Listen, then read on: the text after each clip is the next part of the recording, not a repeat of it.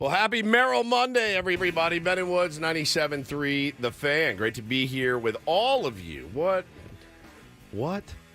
just happened? What a weekend. What a weekend it was here in America's finest city. Holy smokes. Especially Sunday. Sunday was an elite day in almost every single way. So good to be here with you guys this morning. Thanks so much for tuning in. Paulie said we just hit the 6,000 subscriber mark on YouTube. I would like to get more. I don't know why. Probably just ego. I just want my ego fed, maybe. If I'm being honest. I'm trying to be more honest. I want the most subscribers I can have, right? Isn't that standard? That's why you have a YouTube feed. So we just surpassed 6,000. So if you're not subscribed, go to YouTube. Just hit subscribe. Won't cost you a dime. We are, broadcasting on 97.3 The Fan, your Odyssey app. But the YouTube feed is where you can see all kinds of fun things like what we're wearing today. We'll explain in a moment. I'm Woodsy. That's Paul Ryle. He's the executive producer. Good morning, Paulie. Good morning. Benjamin Higgins, your friendly neighborhood sports anchor, joins us as well. Good morning, Benjamin. Good morning, everybody. Sounds like you guys had a spectacular Sunday with athletic achievements of your own. Yes. My athletic achievements weren't all that impressive over the weekend, other than getting through 54 holes of golf. Really mediocre golf in my club championship. That's something to behold. 54 holes, and you walked the whole time. Carried my bag up and down those hills, but how sore are you? Man, I'm so stiff, as I like to say. Yeah. I like that. Yeah, I'm a 5 handicap who played like a 10 handicap. Really? It's just one birdie in 54 holes. I mean, how sad is that? That's standard, actually. Paulie and I are like, that's pretty good. But I'm happy for you guys. Congratulations. When's the last time you got one birdie in 54 holes? I mean, it's been a long time. No kidding. I average a birdie about every 54 holes. That's a good weekend in my book, for sure. Man, we had a great day. And I want to start, too, let's just start on Friday, where we got off the show. And, last week was a long week. It was just a long week. I was pretty cashed by the time we got out of here. And went home and was really looking forward to the Joe Musgrove start. But I had a wedding to go to that night, so I did the thing. Hannah's like, don't worry. I'll go get Bo. You get some rest. I said, thank you, babe. Thank you so much.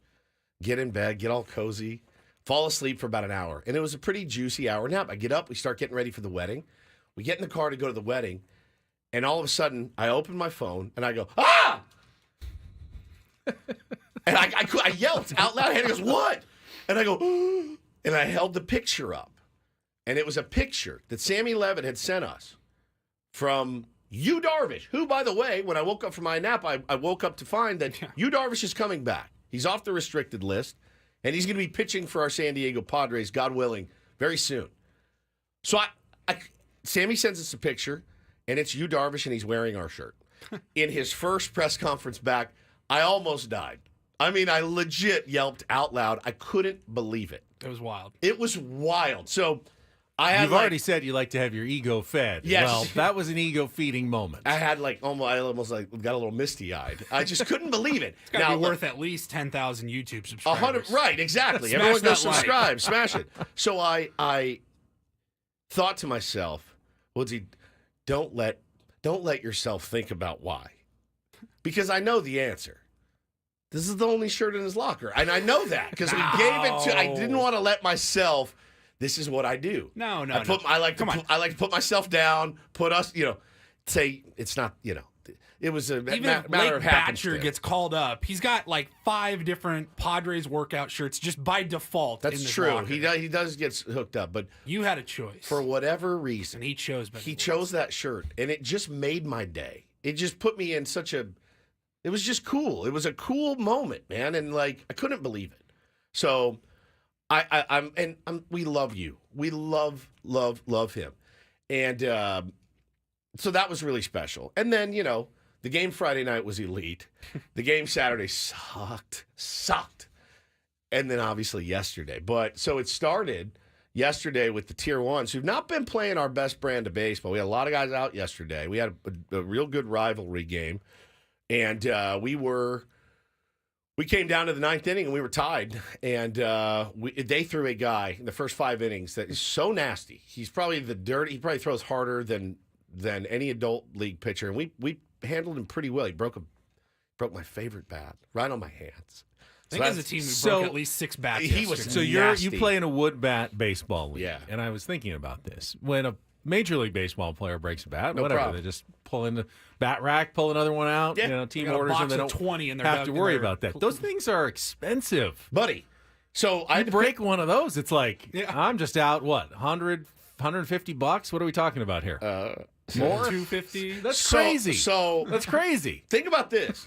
To go play that game yesterday, I had to hire a babysitter to watch Taylor because it was 100 degrees at Orange Glen. 100 degrees. 100 degrees. No way I'm bringing him out there with no shit. Like for him to roam free out at Orange No Glen. shade. No shade. Can't come in the dugout. So I found a sitter. That was $120. Broke my bat, my war stick bat. It's like $200. That's a $320 day. Well, don't forget you won. And we won, so I had to donate. And because of Jackson Merrill, you doubled the donation to the Peter Seidler Legacy Fund. Hi, this is Jackson Merrill. So that's $200. Yeah, about $500 Sunday. So very cool. But I'll tell you what, I would have paid $1,000 for the Sunday that we had yesterday. So we had our first walk-off, which was so fun. The guys played really, really hard. Shout out to all of them. It was awesome, man. And then, of course, as I'm walking my bag to my car, I get a text that said, F yeah! And I went, well, they did something. So I flipped my phone on real quick, 2-2. And I had no idea who did it, had no idea what happened. Which it turns Guys out. are getting into their cars, and we just Profar! Profar! It was amazing. It was amazing. Everyone's so locked in on Padres baseball.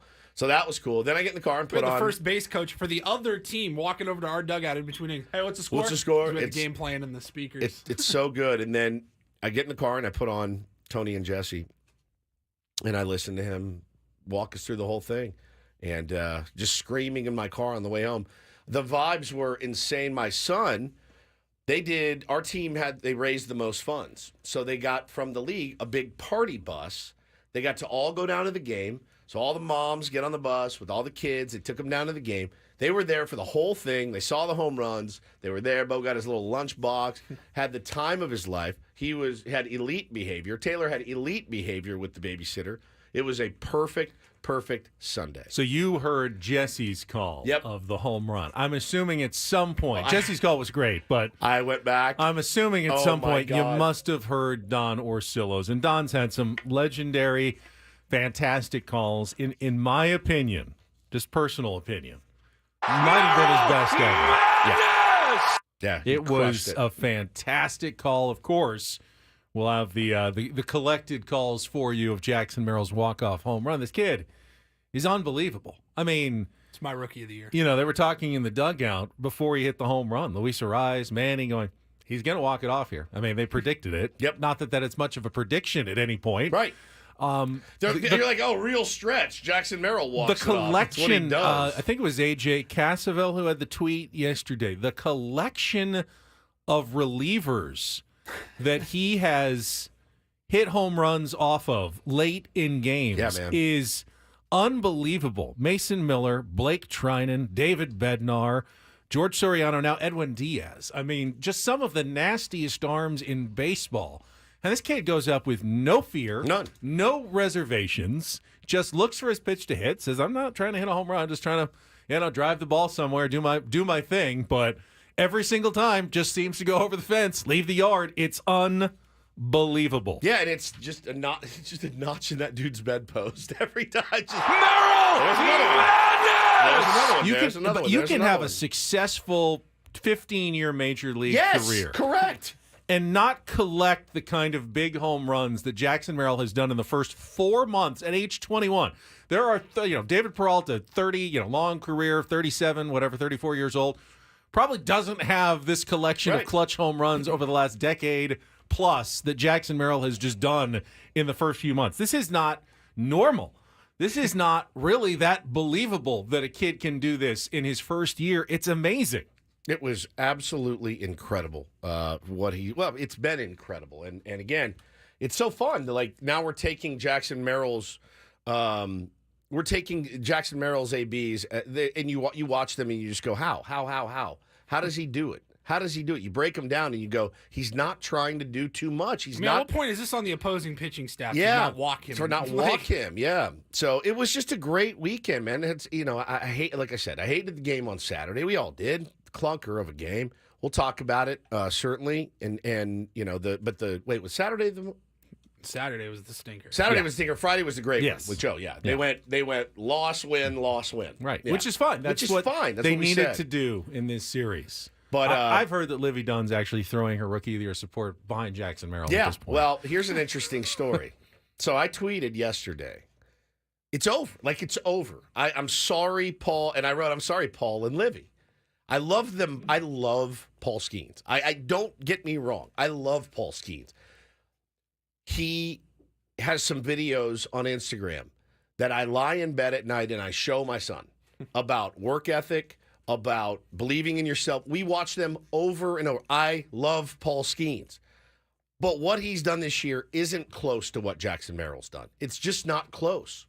It's not close. So not entirely his fault. Absolutely not his fault. He's Absolutely a pitcher. not his fault. He And wasn't called up until May. You're a victim of the team you play for. Of course. Right? So it's not his fault. But I tweeted it.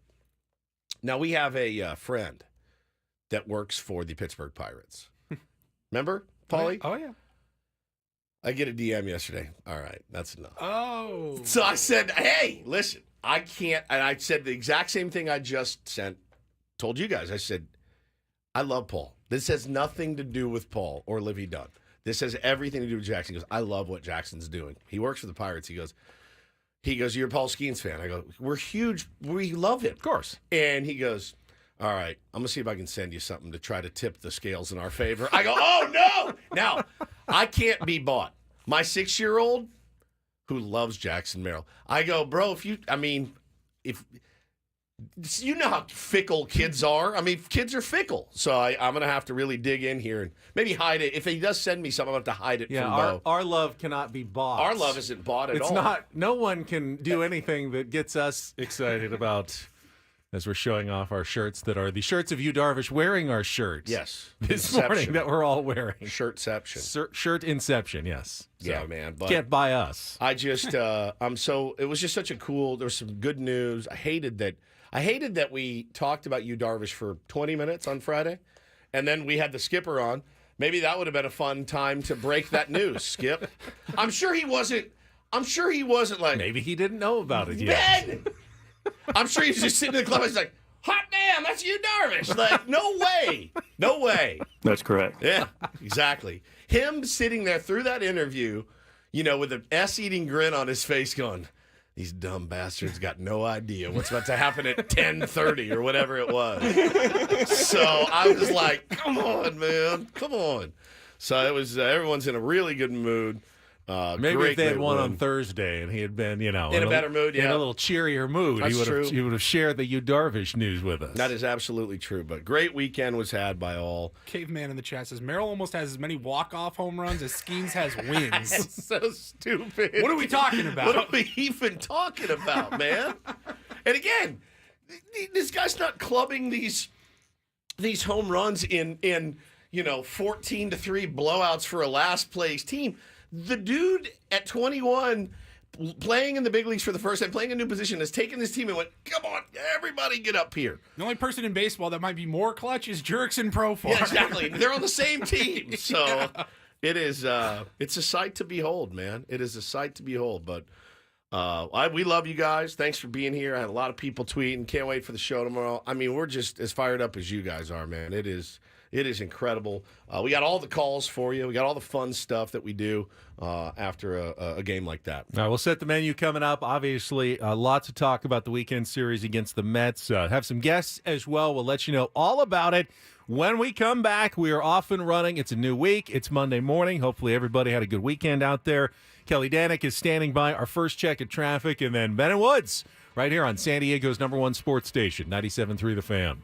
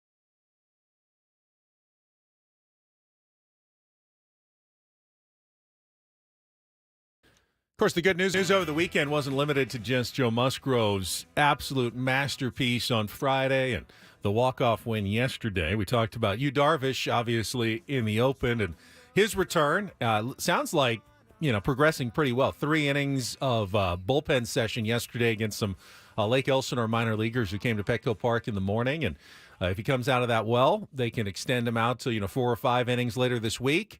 And you can certainly see a scenario where by the end of next week or so, Yu Darvish could be back in the starting rotation. And you can see a scenario where right about the same time, Fernando Tatis Jr. is also back for the San Diego Padres. Didn't mention Tatis, but taking batting practice with the team at Petco Park. And it was good to see, Tatis making his progressions toward a return. He will apparently go to Arizona this week while the team's in St. Louis, so he can continue ramping up activities there, face some of the guys in the organization who are at the Arizona League, and hopefully play a little baseball. And once he does that, they'll evaluate, and he could be on track for a early to mid-September return at the latest, probably at this point, as long as things are going well. So even though they only won 2 out of the 4, mostly a good weekend for the San Diego Padres. I mean, if you're going to, 2 out of 4, which is what we said, you have to have this. You have to have it. They pick up 0 ground on you. Yep.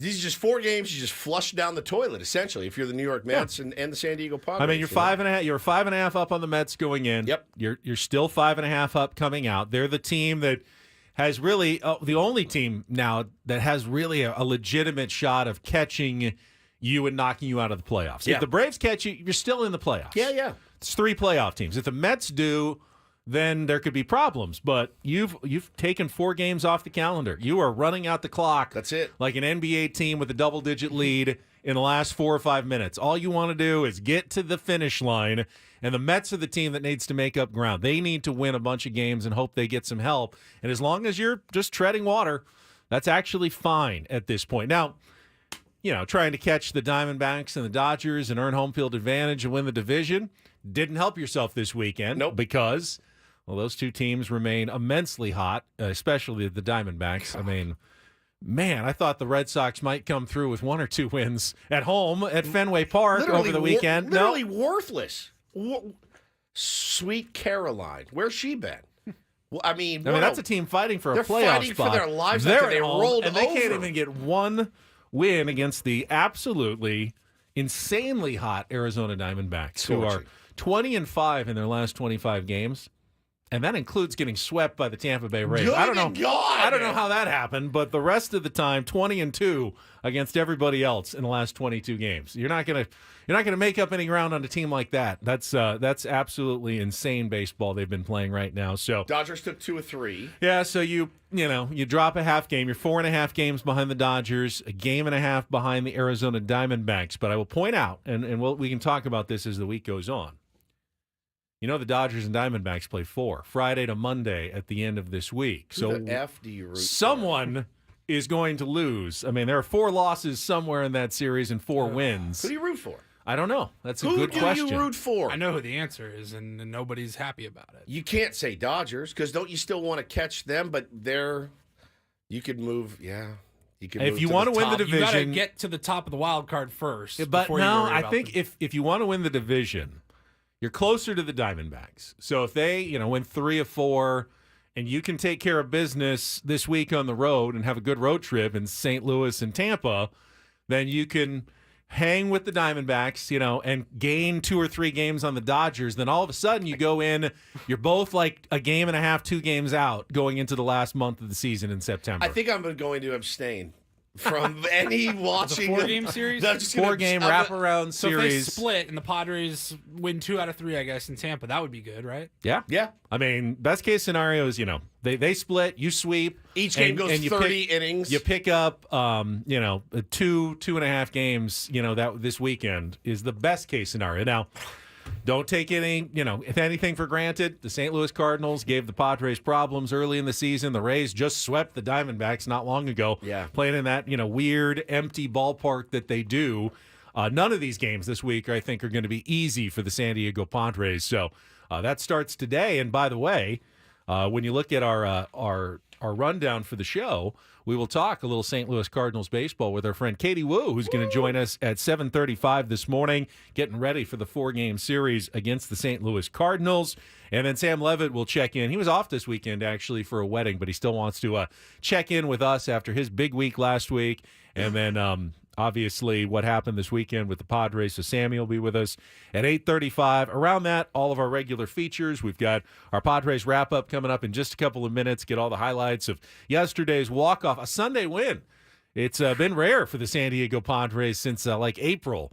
They have been one of the worst teams in baseball on Sundays, but they needed that one yesterday. They got it. We'll have all the highlights coming up in our Padres wrap-up. Talk about the other games. Take on Woods. Don't do this.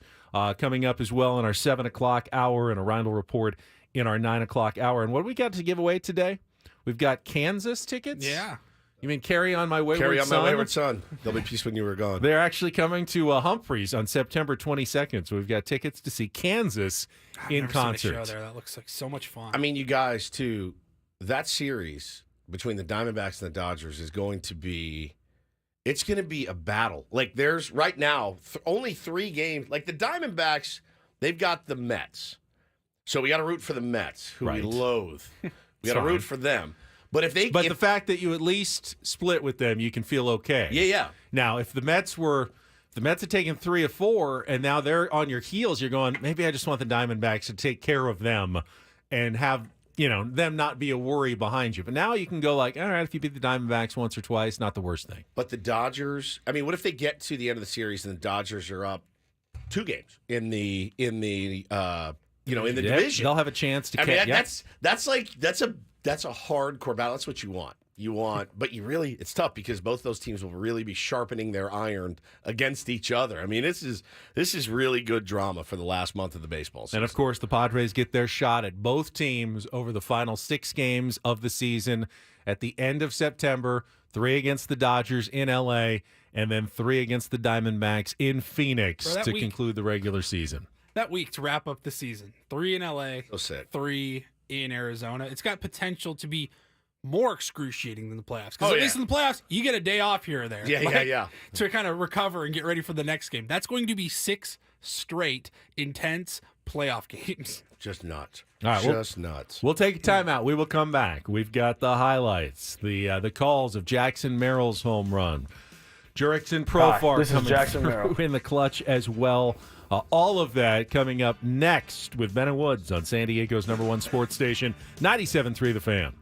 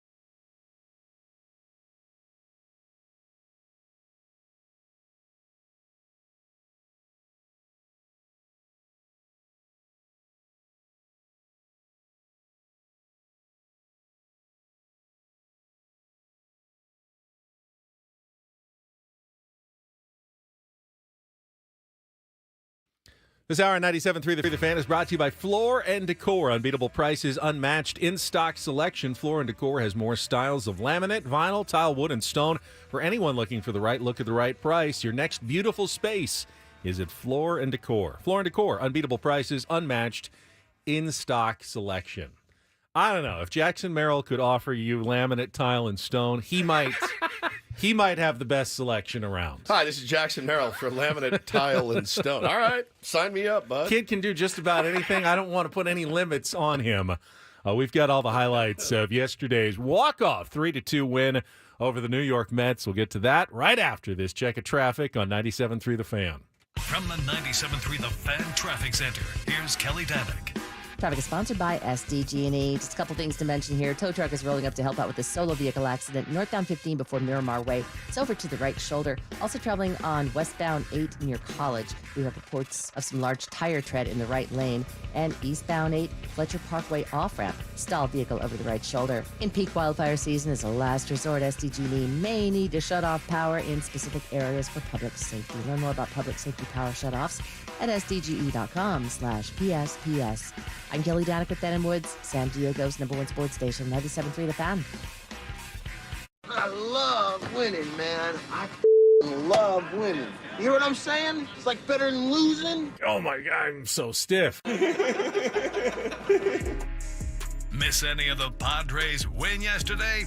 Ben and Woods didn't. What up, crew? We've got you covered with all of the highlights. I like it when the Padres win. Yeah! Yeah! It's the Padres Wrap-Up, presented by Hamul Casino. With thrilling slots and tables and all the best rewards, Hamul Casino has all the fun you're looking for. Hamul Casino, fun above all else. Yeah! Give me a do damage.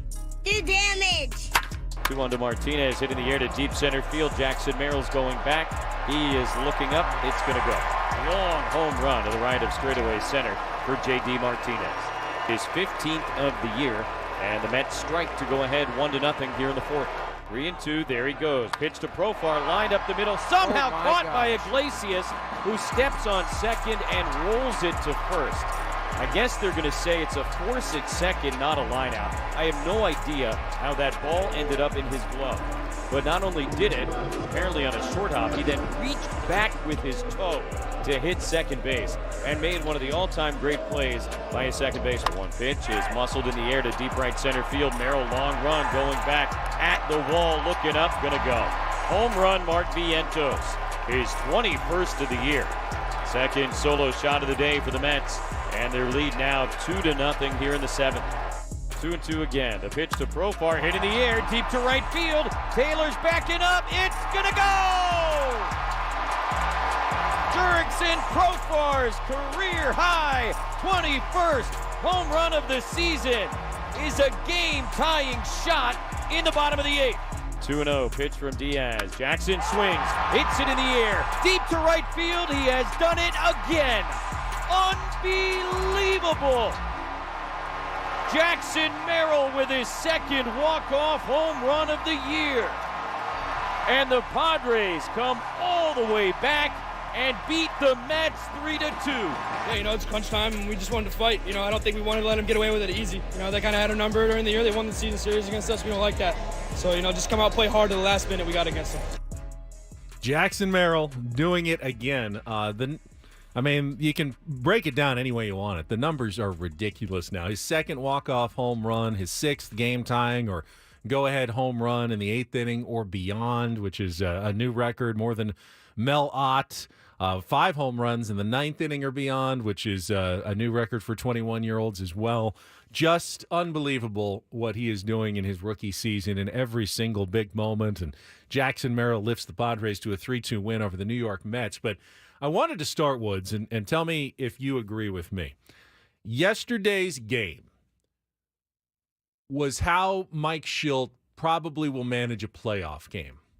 Yeah, if it gets was. to that. I mean, look, he was aggressive with his bullpen. So Martin Perez was good for the first, 3 2/3 innings. Yeah, kept the.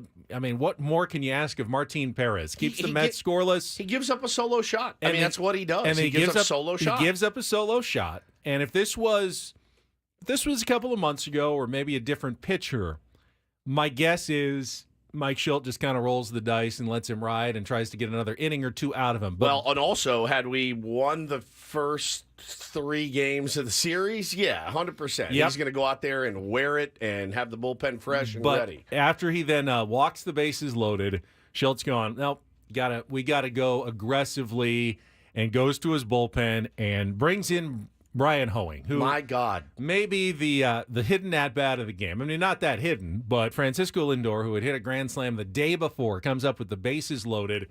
He didn't just strike him out. I mean, he made a legitimate MVP candidate look silly up there with his splitter and just what the kind of stuff that he brought. What a huge moment in that game when it could have gotten away from the Padres like Saturday's game did. Brian Hoeing keeping the Padres down 1, and then, getting through the next inning, handing it to Estrada, handing it to Adam, who did give up the one solo home run to Vientos, but then handing it to Scott and handing it to Suarez. That's how playoff baseball is managed here in the year 2024 when you have a high-leverage bullpen to go to, and that was kind of a playoff-like game for the Padres. Gives me such great hope when you watch the success of Brian. Don't call him a throw-in Hoeing. I mean, when he came across the wire, I went, who? Who is Brian Hoeing? Languishing in Miami, and got the feedback was it's his dog, dude. He loves it, wants to pitch, and he can spot start. He's good pickup. You look at his numbers, peripherals, and you go, all right, whatever. Just said, we need arms. We need collect outs. I mean, he's a guy that can do that for us. He's been brilliant. He's been brilliant. And he saved the game yesterday. He absolutely saved the game for the San Diego Padres and let them get back in it and eventually have a chance to win it. He has been phenomenal since he landed in America's finest city. He has been phenomenal. Phenomenal. You cannot overstate the importance of what he's done since he's gotten here. Meanwhile, Jurickson Profar, who, has not been as hot as he was earlier in the season lately, but still seems to come up with some big moments. And what a huge one yesterday. Great call by Jesse, throwing in the fact that he is a new career high with his 21st home run. He had done 20, I think, once with the A's and once with the Rangers, but has never gotten beyond that. Up to number 21, and certainly still a month of the season left to go. So Jurickson Profar with the huge 2-run shot after the Padres really couldn't do much offensively against Jose Quintana. The rest, most of the game, gets that opportunity against Buto in the bullpen and gets it done. And it was a great at-bat, too. He fouled off a couple of pitches. It was 2-2, just fighting, trying to stay alive, and then finally gets the pitch that he is looking for. And I didn't know if it was going to be high enough. I mean, he seemed to know off the bat. I think it was 106 miles an hour off the bat. He crunched it.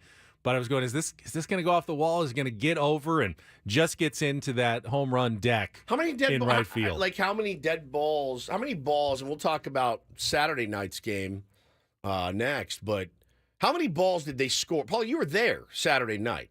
Yeah. They hit about 6 balls. I'm like, that's gone. Nope, not even remotely close. Now, I think Manny had 3 to the warning track. The Mets figured out a way to get the ball over the fence on Saturday night. The Padres did not. They just could not. I was getting fooled right and left at home when I was watching that game. But you go back to Jurickson Profar, Benny. Yeah, he's cooled off a little bit. I mean, nobody's going to continue the torrid pace of which he was on. But when you look at the team leaders for the San Diego Padres, he's got the highest average. He's scored the most runs. He's got the most home runs. He's got the most RBI. Pretty damn good. His OPS is 864. In close and late situations, no one in baseball has been better than Jurickson Profar. He's been spectacular. And, the Clutch brothers of Jurickson Profar and Jackson Merrill, trademark, by the way, copyright, Ben and Woods, do not disseminate without something. All right? Paper snap. The paper snap seals the trademark. Thank you. That's how it works. Clutch brothers. That's what they are. You want those guys up in late innings, needing a great AB, to get a guy on. I mean, those are the guys that I want up there. I love Manny Machado more than anything, but I'd rather have Jurickson and Jackson up there in to work a walk, even to put together a really good AB, to scorch a ball somewhere, to do the job. Those guys have been phenomenal this year. Phenomenal. And we're just nowhere without Jurickson. So Jurickson ties the game at 2. And remember a lifetime ago in the first half of the season when the Padres would rally sometimes to tie a game and then immediately give up runs right after that? Yeah. Kind of nipped that problem in the bud here in the second half. One of the reasons why the Padres have gone from 500 to 16 games above 500 is fixing that problem. And Robert Suarez comes out, and I mean, Dirty. is 1, 2, 3 just dirty. Just no hope for the Mets in that inning. And then that sets up, of course, the winning home run against Edwin Diaz, who probably sees Padres in his nightmares as well, just like a lot of Mets fans do. And we heard Jesse's call during the Padres wrap-up.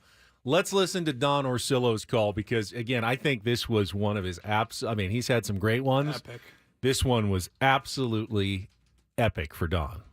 High drive, deep right field. Merrill, madness! Walked off at Petco.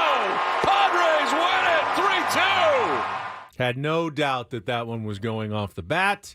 Called it, saw it very clearly, and the excitement level. He has an ability to really inject his voice with excitement without overdriving, like without sounding like he's screaming necessarily. I mean, he is screaming, but still, Merrill, madness! but it keeps that good broadcastery oomph to it. Just should we try it? Oh no, I'm not gonna. Back off the mic though. Back up, way up. Long drive to right field. Merrill, madness! It sounds forced. It sounds It's hard. forced. It's what Don does is very difficult. I'm just gonna hit the Merrill. Yeah. Madness. Wow. Merrill madness. Not bad. Well, Not bad. I do this with the seals. Not bad. But it makes your voice. Merrill, madness! That sounds forced. It's too forced. It's tough. It's tough. You had a little Grover in there. Merrill, madness. Mad he is. Mad he is. Merrill madness it is. It turns your voice into hamburger meat, though. Like just shredded just from that. ground beef. He's got a regimen of some sort. There's got to be there's some teas, honeys. there's there's something. Salves There's a everywhere. regimen that goes along with Don being able to do that. That's a really great skill. Oh, I love him Let's so see, much. we've got Merrill, madness! Oh, he gets it, dude. He gets it. Merrill madness. we of That's course Pat Mahomes doing it, actually. we have the sad I'm him. sad perspective from the New York Mets. Oh, I and like is this that. radio or television? This is Mets radio. Mets radio. Infield back, the 2-0. Merrill swings and hits a high, deep drive to right. He's done it again. A solo home run to win the game. The Padres motor back with 2 in the 8th, 1 in the 9th, and hand the Mets a heartbreaking 3-2 loss in the finale. Jackson Merrill is a nightmare for the National League. Yes, save that. Love Paulie. Jackson Merrill is a nightmare for the National League. I also heard on the TV call, I think it was Ron Darling who does the Mets analysis, pretty much throwing all of his Rookie of the Year weight behind Jackson Merrill, going, this has got to be the guy. I mean, Paul Skenes, again, no offense, but you just don't have the opportunity to do what Jackson Merrill has done this year. He's been incredible. I love Paul Skenes. What? Damn it. I knew that. I love Paul Skenes. Shut up. How do you like it, Woods? That sucks. It's not even out of context. I would never take something out of context. I love Paul Skenes. That wasn't like 4 months ago. That was like 40 minutes ago. I love Paul Skenes. I don't get me wrong. I love Paul Skenes. He has some videos on Instagram that I lie in bed at night and I show my son. That sounds creepy. You just made it creepy. What? God. All right, let's go to the foreign language calls. Eduardo Ortega on the microphone. Jackson Merrill's walk-off. Yeah, a little down. Just a tiny bit for Eddie. Palo por la derecha, puede ser el final. El juego va a acabar. Se va. Jackson Watson en acción. Sí, sí, sí, de línea. ¡Qué película! Los Padres ganan en la novena entrada, dejan en el terreno a los Mets, logran dividir la serie, le ganan a Edwin Díaz.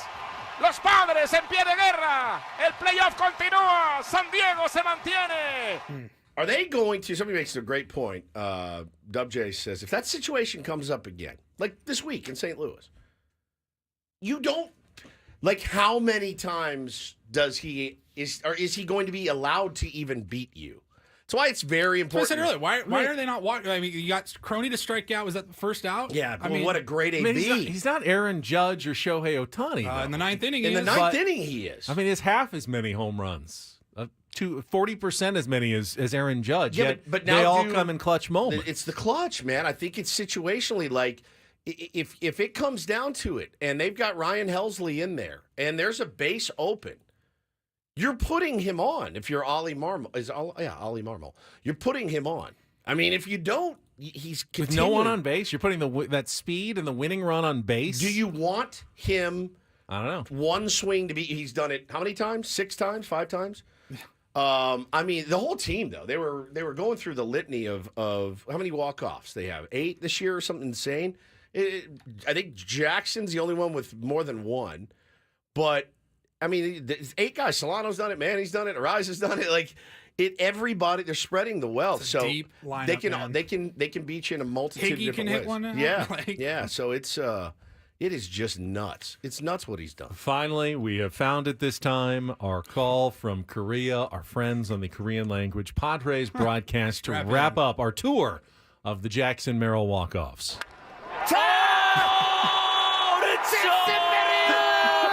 이게 샌디에고의 야구입니다. 끝내기. 앙팡 테러블 잭슨 메릴. 이 선수는 겁이 없다고 말씀드렸습니다. 그리고 저는 RS가 나오기 전에 누군가 영웅 스윙.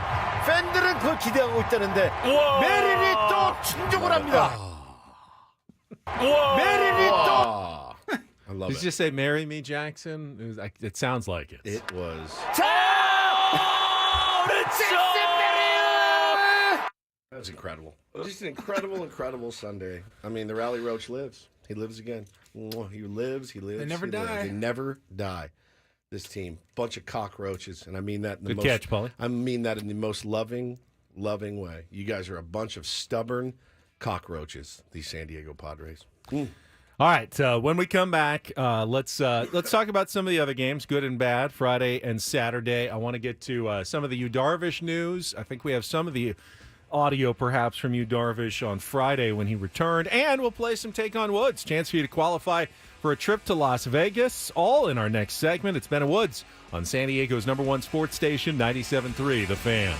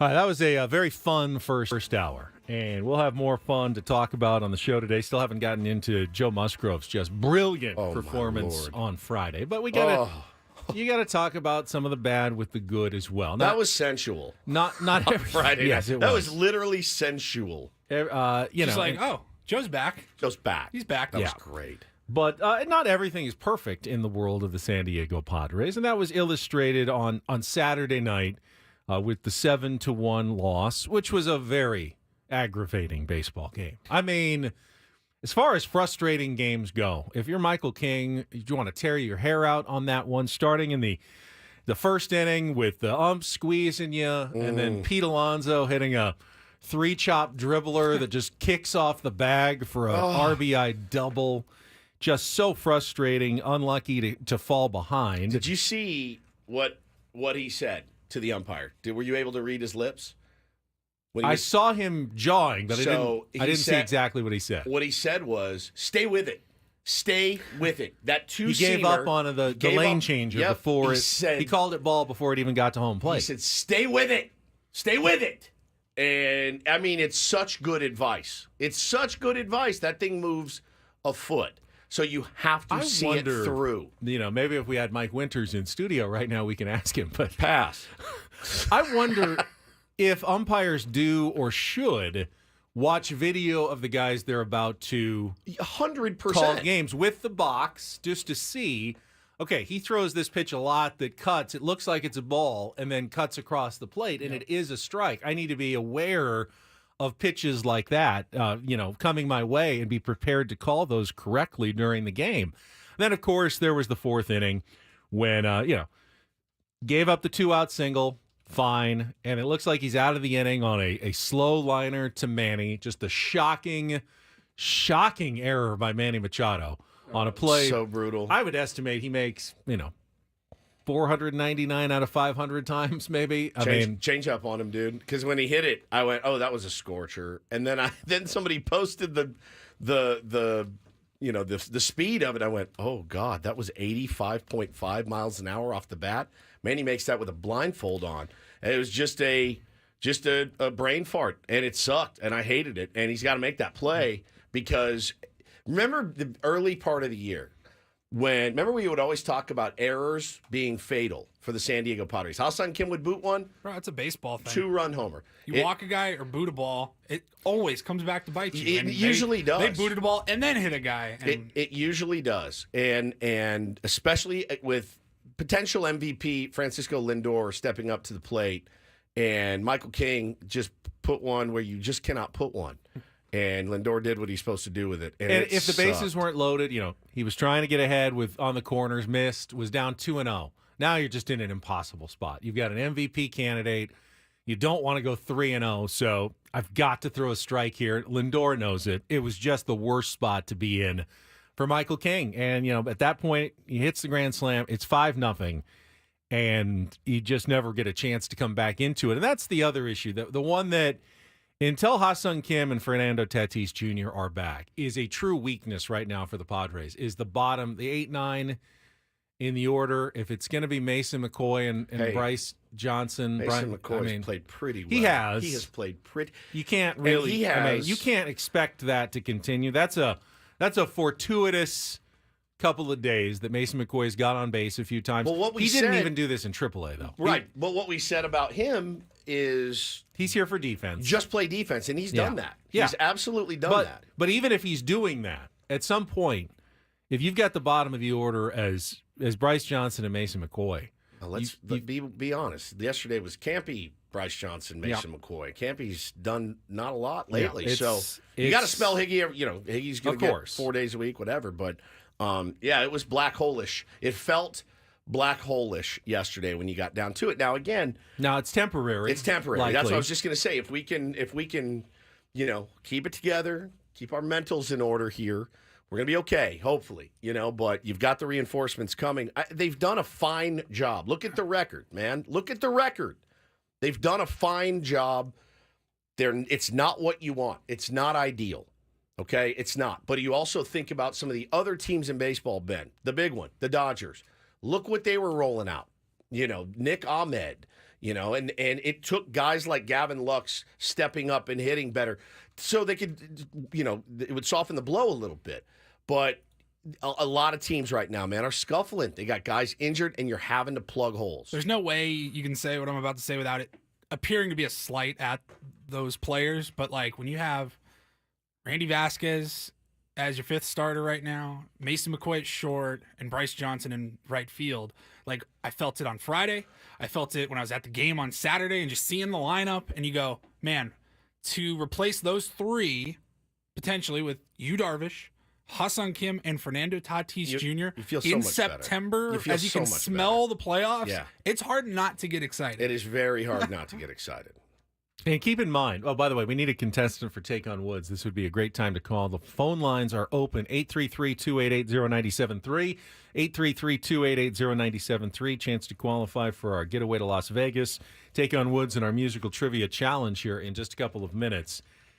Hassan Kim was getting hot before he got hurt. He was actually contributing, especially against those are the kind of pitchers, the ones this weekend, the ones that sometimes are a headache for guys like Jake Cronenworth and even Jurickson Profar, the David Petersons, Jose Quintanas. Those are the guys that Hassan Kim actually helps you against. Those lefty kind of not flamethrowers, and he hits those guys really, really well. I could have seen, if Hassan Kim was in this weekend, him having a couple of big knocks, starting rallies, maybe hitting a home run against one of those guys, giving you more of a chance early in the game. So it will be valuable when Hassan Kim comes back. We've kind of learned that the hard way here when he's been gone, just how much he's been missed until he gets healthy. And hopefully that is within, we're only, 3 or 4 days away from his 10 days hopefully being up. Yeah. And hopefully he'll be healthy enough to return. And again, Tatis appears to be knocking on the door for a potential return. And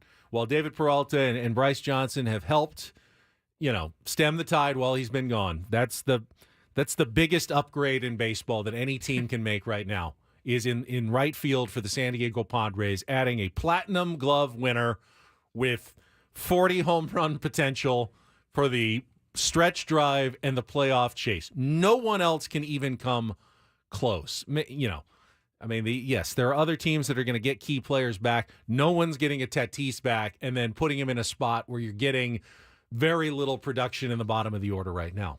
Yeah, no question. Again, this is nothing. You're getting a frontline starter, an MVP candidate, and a Gold Glove winner back. Yeah, Mason McCoy's hitting 2 Gold Glove winners. He's hitting platinum. Mason McCoy's hitting 385. He's on base half the time. 885 OPS, 156 OPS plus. And he's making plays at short. He's not going to. He's done a great job. He's not going to stay on the roster, I would imagine. He's not. He's done a great job. That won't continue. If you have to keep rolling him out there for an extended period of time, there's a reason why he was 29 in AAA. years old. I know. There's a reason why he wasn't hitting in AAA. He's put together some good at-bats. He has. It's baseball. Anything can happen. You draw a walk. Hey, the pitcher doesn't throw a strike. Don't swing at it. Great job, Mason. Yeah, great job. He's not the guy you want to be relying on. No. He's not. He's nowhere near even what Hassan Kim is at shortstop. I promise you. No question. But, again, it looks like these guys are coming back. So, hopefully this is just a very temporary issue. This road trip, obviously, continuing the, 18 games in 18 days? It was, yes. How much is it now? I think they're down to 8 games left. They're 10 games in. What's their record in those 10? They've got, I think they're 5-5. 5-5. Yeah. I think they've got the 7 on the road, and then the 1 at home on Labor Day against Detroit. Then they get the off day on Tuesday before the rest of the series against the Tigers. So still a long way to go, and a tough, hot, humid, sticky road trip to get through. This is a dangerous week for the San Diego Padres coming forward. All right, I see a lot of callers, so let's get to it. It's time to play our game. Let's take on Woods.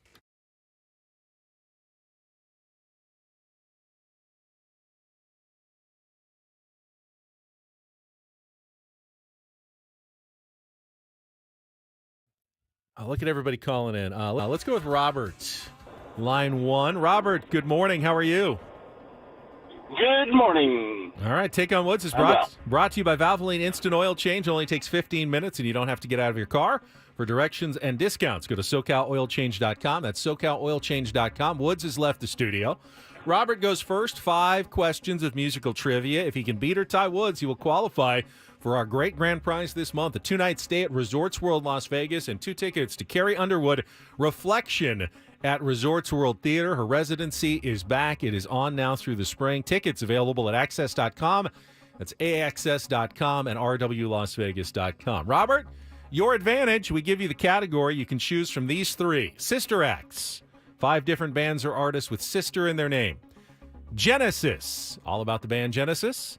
And our new category, Tier 1 submitted, POTUS. 5 bands and musical artists that include a former president in their name. So, sister acts, Genesis, or POTUS, Robert? What's it going to be? Ooh, between sister and POTUS. I'll go with POTUS. POTUS. All right, today's category submitted by Tier 1 Paul. Not you, Paul, but thank you to Paul out there who gave us this category. It is 5 bands and musical artists that include a former U.S. president somewhere in their name. Very timely here in our election year. You'll have 60 seconds to answer as many of the 5 as possible. If you don't know an answer, you can always pass it. We'll come back if there's time left on the clock. First question's the 2-second song. Paulie is queuing up some music. You need to give me the title of the song and the artist to score that point, and we'll go on from there. Robert, are you ready to play? I'm ready. All right, 60 seconds on the clock. Again, the category POTUS, a presidential name in every musical artist here. All right, your time begins when Paul plays the music. Good luck, Robert. Let's take on Woods.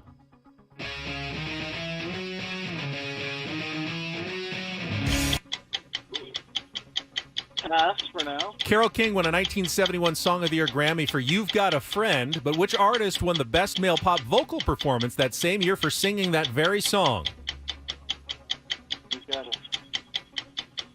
Also pass. All right, which 60s psychedelic rock band from San Francisco cracked Rolling Stone's all-time top 500 with 2 songs from the same album, White Rabbit and Somebody to Love? Jefferson Airplane. Correct. What pioneer of funk and rock and roll Hall of Famer helped form the Parliament Funkadelic Collective of the 1970s? George Clinton. Correct. Formed in 1978, which San Francisco punk band recorded hits including Holiday in Cambodia and California Uber Alles? Ooh. Pass. All right, back to the 2-second song.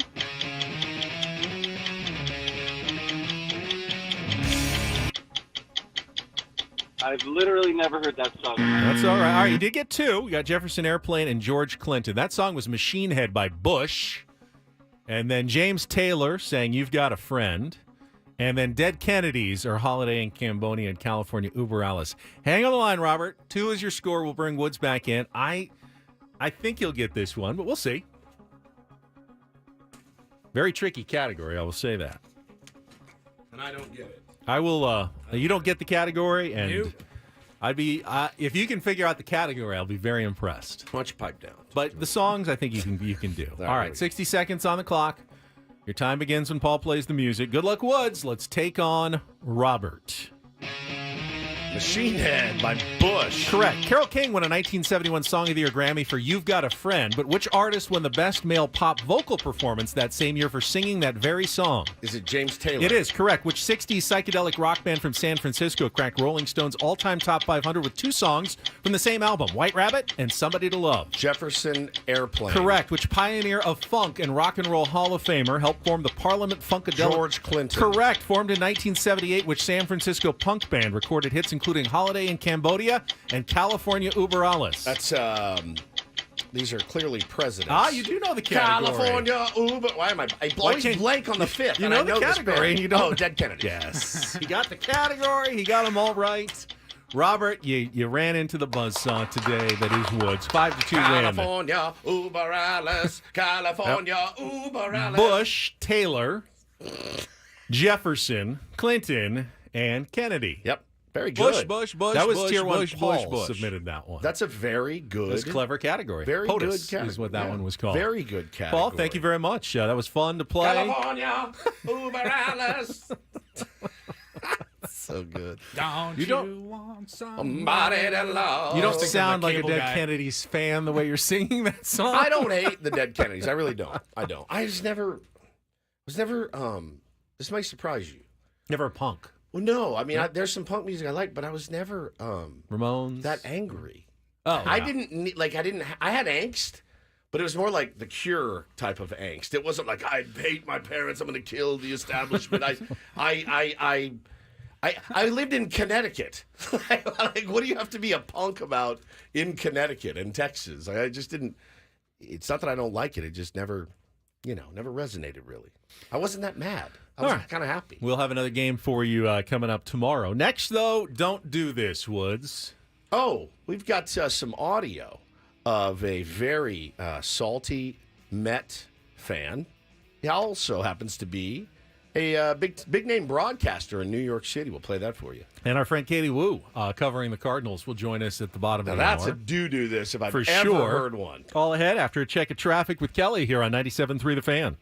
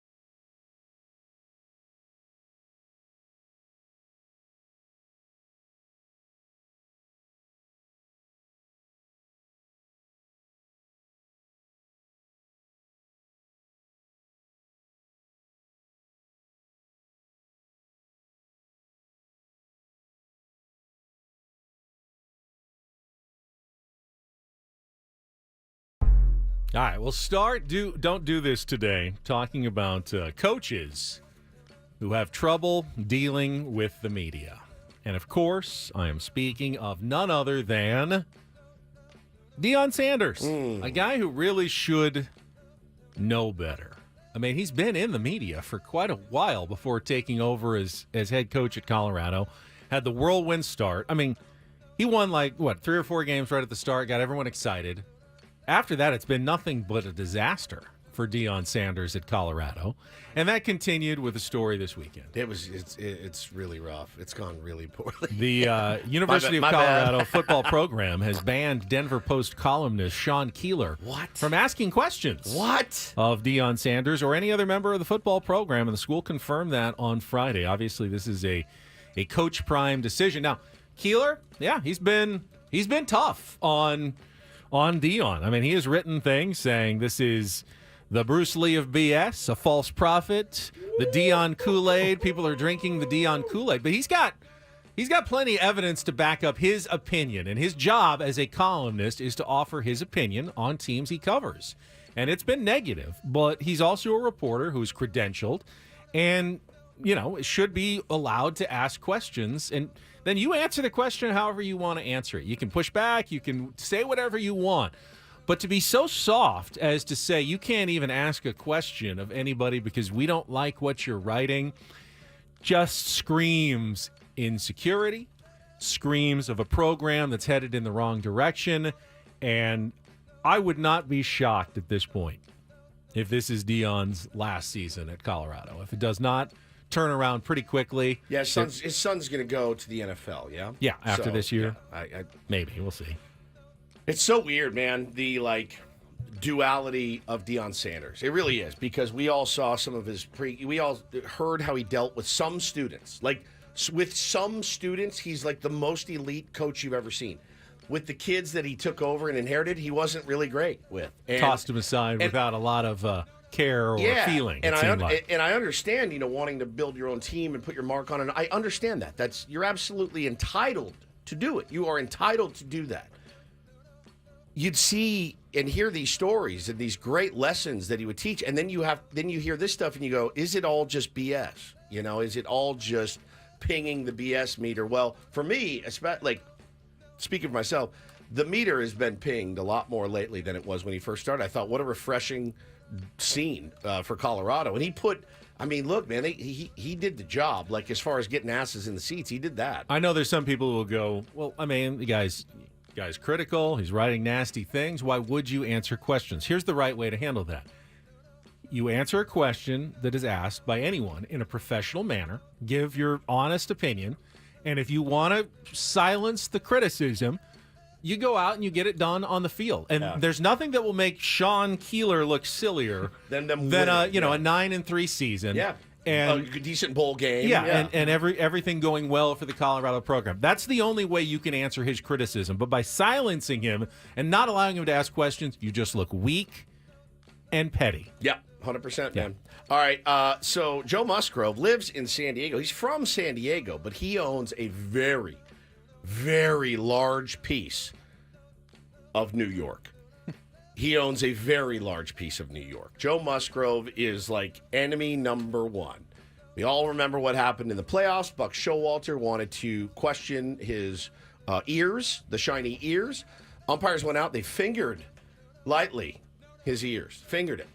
Right there on the mound. Just rubbing their hands gently over his ears. To this day, one of the weirdest things I've ever seen on a baseball 100%. field. He was pissed off. They didn't find anything. He stayed in the game. Ended up shoving it. Ended up shoving on Saturday night, or on Friday night, which we have not talked about yet, and we will. It was a sensual experience at Petco Park, I imagine, on Friday night, watching that performance.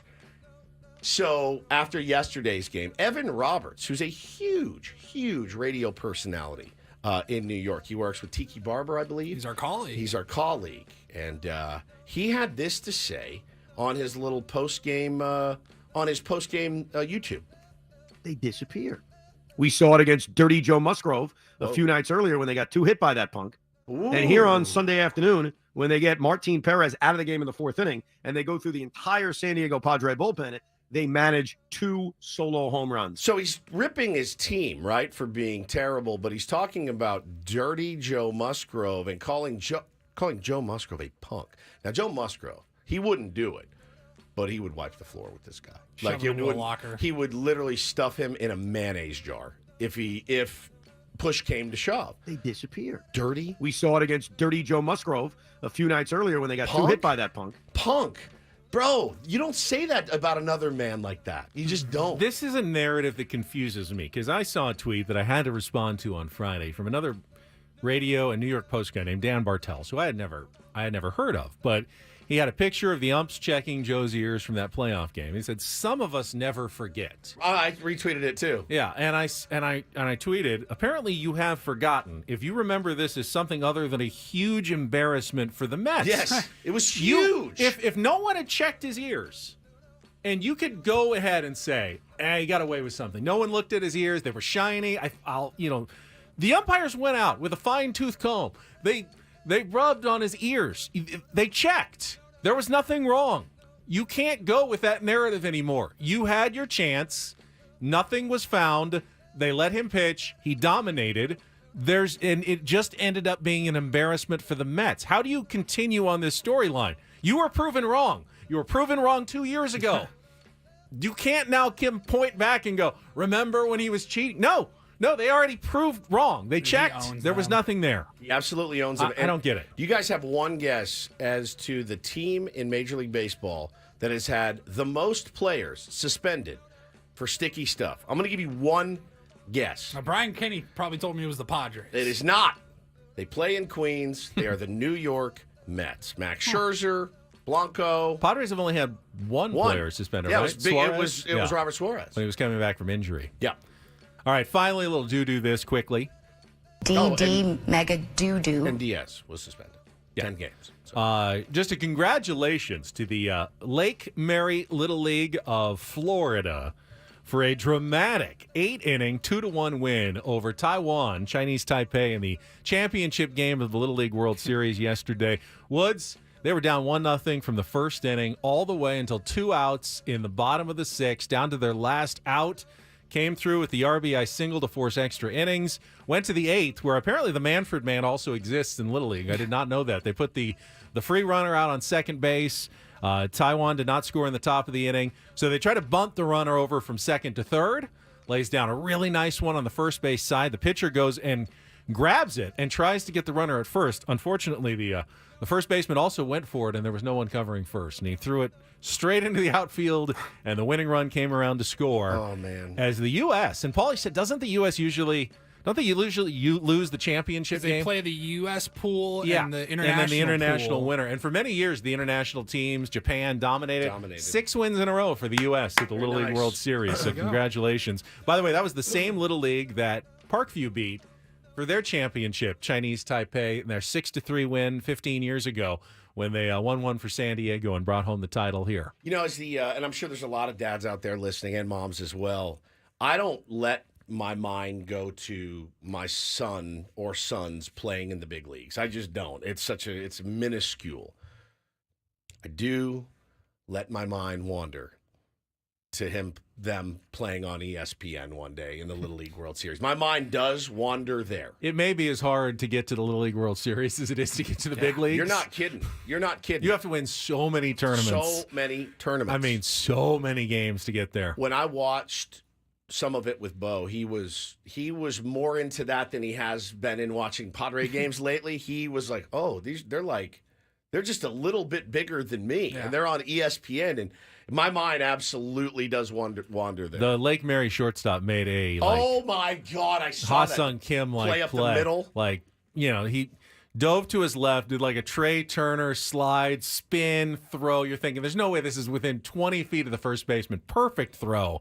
I think it was the ESPN number 3 play on the web gems, and whoever was hosting SportsCenter goes, "How is that not number 1? He's a kid. He's a kid. He is a play. How is that not number 1?" It was fantastic, dude. Fantastic. All right, let's take a break, because when we come back, we're gonna. I know we haven't finished talking about the weekend. We're gonna look ahead a little early because we got Katie Wu, who covers the Cardinals for The Athletic. I had forgotten totally. Of course, this is a Mike Schilt return against his former team in St. Louis. That's correct. Yeah. That's big. He's going back. You don't think there's a little extra juice in Under old the arch Schilty, for the next 4 days. If I'm Mike Schilt, I'm staying away from coffee entirely for 4 days. How about I'm just that? staying away because he's going to be amped enough. That's coming up next with Ben Woods on San Diego's #1 sports station, 97.3 The Fan.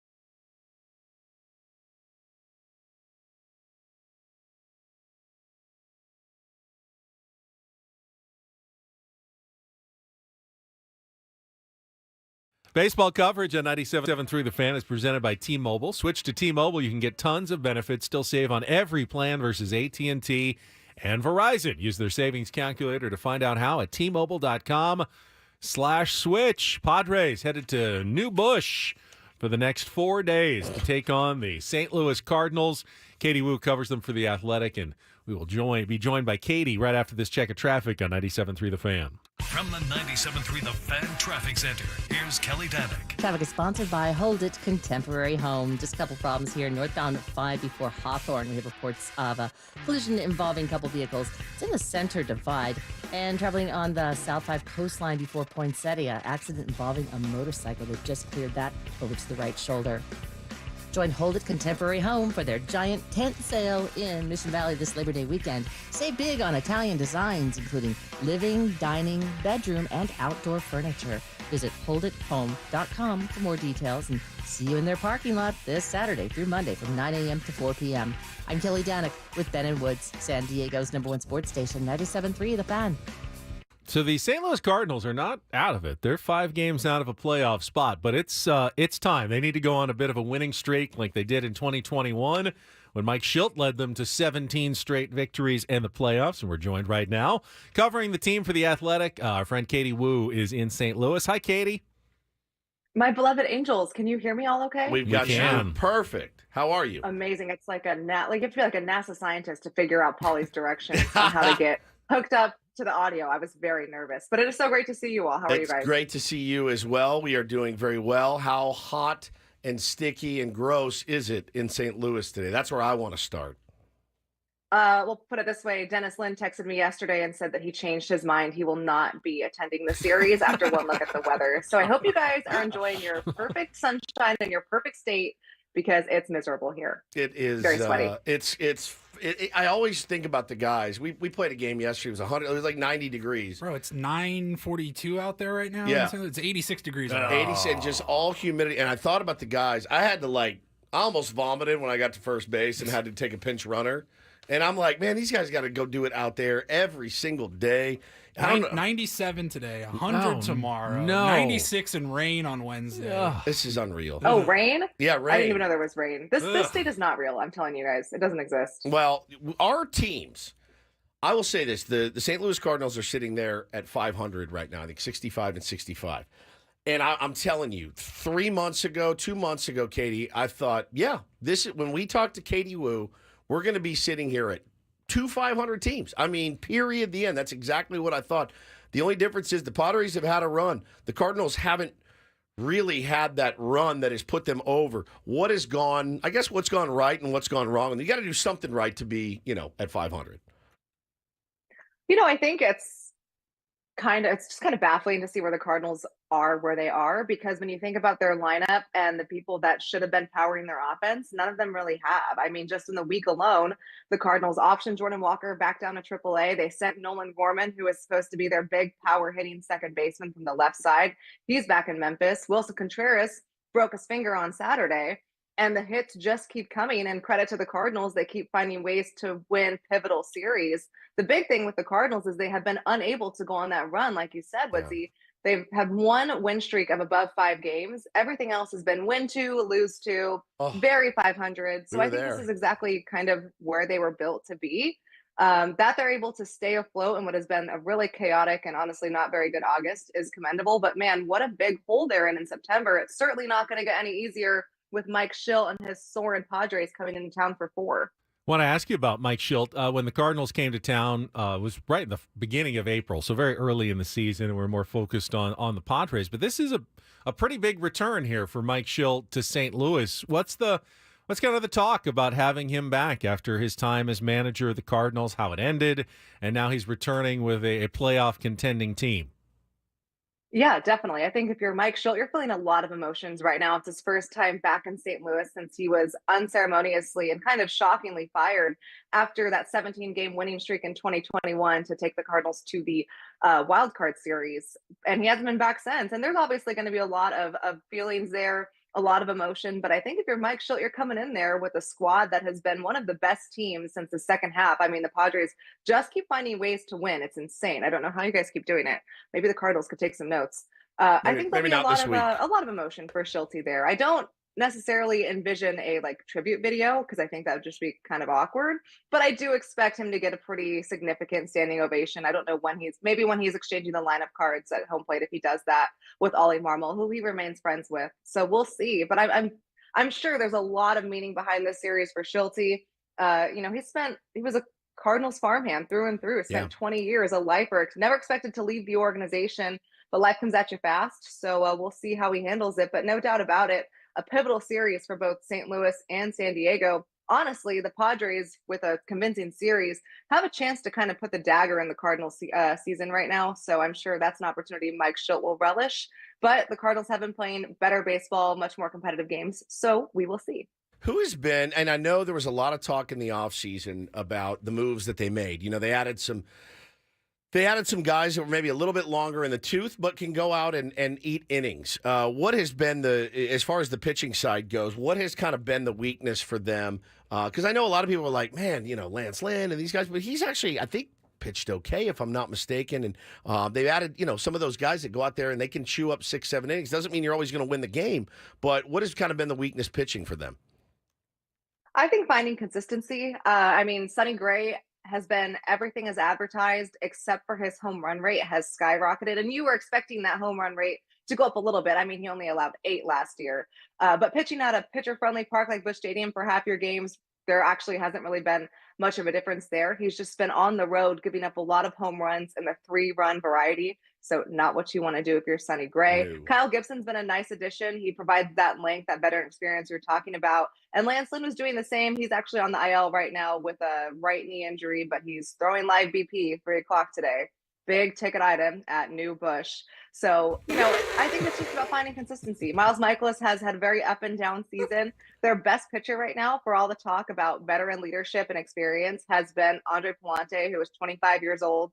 Bounced up and down throughout the rotation before, got called up from AAA, and has absolutely shoved since. So that's just kind of the unpredictable nature of baseball. You build this rotation with a bunch of guys over 30 that have this experience that, you can really trust to deliver innings, and you're relying on this 25-year-old guy that came up out of nowhere in May and hasn't really gone down since. Katie Wu from The Athletic is joining us from her stylish kitchen here in St. Louis on 97.3 The Fan. And I'm going to ask the question that Woods really wants to know the answer to. Ollie Marmol, I believe, signed a 2-year contract extension back in spring training, but the results have not been typical for a St. Louis Cardinals manager. They usually expect more. Is his job potentially on the hot seat here at the end of the season? And if it is, will they hire Woodsy's idol Skip Schumacher as the next manager of the Cardinals when he leaves the Marlins at the end of the season? I think Skip Schumacher will be a very hot commodity. He's already a very hot commodity. Okay, if he never manages again, he's a very hot commodity. You didn't even have to say the word commodity. He's a very hot. Oh, I hate you guys. Yeah, so I think no matter where he goes, or if there's an opening, regardless, any team is going to interview him. Why not? For the Cardinals, though, it gets a little complicated because the president of baseball operations, John Mozeliak, has already pledged that he's going to step down from his position after the end of the 2025 season and kind of phase out. If you know that, if you have this in your plans for the Cardinals who preach, consistency and stability, I can't see them make a managerial change at the end of the 2024 season, because your new front office in 2026, whether that's internally or externally coming in, is going to want to hire their own manager as well. So that's a lot of turnover for an organization that's already had a significant amount in terms of managers.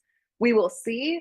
I think it all kind of depends on what the Cardinals do to end the season. If they go out and make a run and do their typical September insanity and sneak into the playoffs, then everyone's probably safe for one more year. But think about it this way, guys. Out here in baseball heaven, the Cardinals have not posted back-to-back losing seasons since 162-game seasons were implemented. So it's quite literally never happened in a full season before back-to-back, and they are flirting with a very dangerous line. Who doesn't love to flirt? But this is kind of the dangerous one that they're doing here in the final 5 weeks of the season.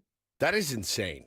When you really, really think about that. That's such a tremendous amount of pressure, I would imagine, being a big league manager anyway. But to have that lurking over you is insane to think about. Padres haven't done it since they did it from 2011 through 2019 consecutively. So, crazy. Yeah, we're trying to make new records here, Katie. Good ones. So how's Arenado been? How has, I'm sure this is the clash of the Titans, Manny against Nolan. Nolan always seems to play pretty well against the Pods. I know he's had a bit of a down season for him. Goldschmidt as well. Would not like to see either of those guys get hot because they're still really good baseball players in both of those dudes.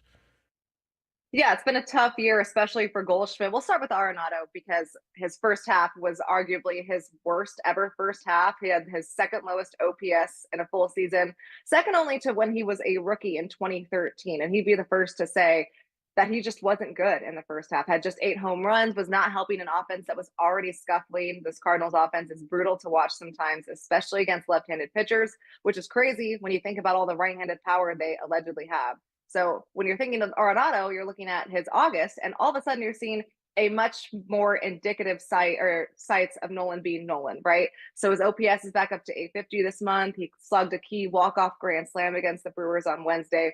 He's looked more and more like Nolan. I'm sure just for you, Woodsy, he'll go off this series. Oh, I'm sure. I'm sure you'll love to see it. I'm sure. Goldschmidt, though, different story. He's been struggling all year. For as good as, Arenado's walk-off grand slam on Wednesday was, Goldschmidt struck out with the bases loaded in the 9th in a 1-out situation. All you have to do is put the ball in the outfield or somewhere, and he couldn't do that. And it's been just kind of the story of his season. It's been disappointing. It's been frustrating. You feel for Goldschmidt and all he's done for, not just the Cardinals, but I think baseball in general, of being just a poster of positivity and good influence for the league, but he just has not been able to figure anything out offensively this year. It's kind of been the microcosm of the Cardinal series.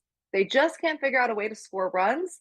And that Padres pitching staff is really good. I looked at the probable starters. They don't have an easy matchup at all this series. So we'll see how that goes. So who is the Cardinal that Padres fans are going to be annoyed by over the next 4 days? I feel like it used to be Tommy Edman, the San Diego kid, but he's been traded to the Dodgers, so he's gone. Who's the under-the-skin player that we need to watch out for? She just said he got hurt. He hurt his finger, Contreras. So he's not, obviously, but there's someone that's going to play that I want to keep an eye out for. Yeah, I was actually going to say Contreras, and then I remembered that he was hurt. Yeah. So obviously I'm firing on all cylinders this morning. I'm going to go with Mason Winn. This is a 22-year-old stud. I mean, he plays with some swagger that you don't normally see in St. Louis. He's edgy. He's himself. He's fun to watch. I think I just lost you guys. We can hear you. We can hear you. Amazing. But definitely Mason Winn. He's kind of a pest, and he plays a really solid shortstop. He has a lethal arm. He slugs lefties. He's probably one of the only Cardinals that can hit left-handed pitching consistently. And I think it's just his swagger and his edge that really makes him stand out, because it's not your typical Cardinal shortstop that you see. You're seeing kind of a new era of the young guys in Mason Winn, Victor Scott in center field. That's who I'm watching out if I'm a Padres fan. Well, hey, do us a favor. When you go down today, give Schulte a big old hug from us. And tell him that we're thinking about him and to go out and get, well, you're not going to tell him to go out and get some dubs, but tell him we said. See if you can lift him up like Jackson Merrill did after the walk-off home run, too. Like pick him up off the ground. He would love that. Yeah, I'm sure. And I'm so strong. I could do that. All right. Give him our love, Katie. You got it, guys. So great to hear from you. Thank you. Katie Wu from The Athletic. Always just the best. She's the best. Yeah, Mason Winn is, he spells Mason with a Y. Mm-hmm. Which is weird, M-A-S-Y-N, but it's just Mason. M-A-Y-S-O-N, right? No, it's M-A-S-Y-N, I think. Oh, yeah. Mason. Right. Mason. Which is just annoying kind of to start, so I can see why he's going to be the player that gets under our skin the next couple of days. He is a good player. Good player, man. Yeah. I mean, it's weird. Like you mentioned, they have negative 56 run differentials. They've kind of won a lot of close games just to get to 500. But they're there. I mean, if they had a great September, they could threaten that last wild card spot.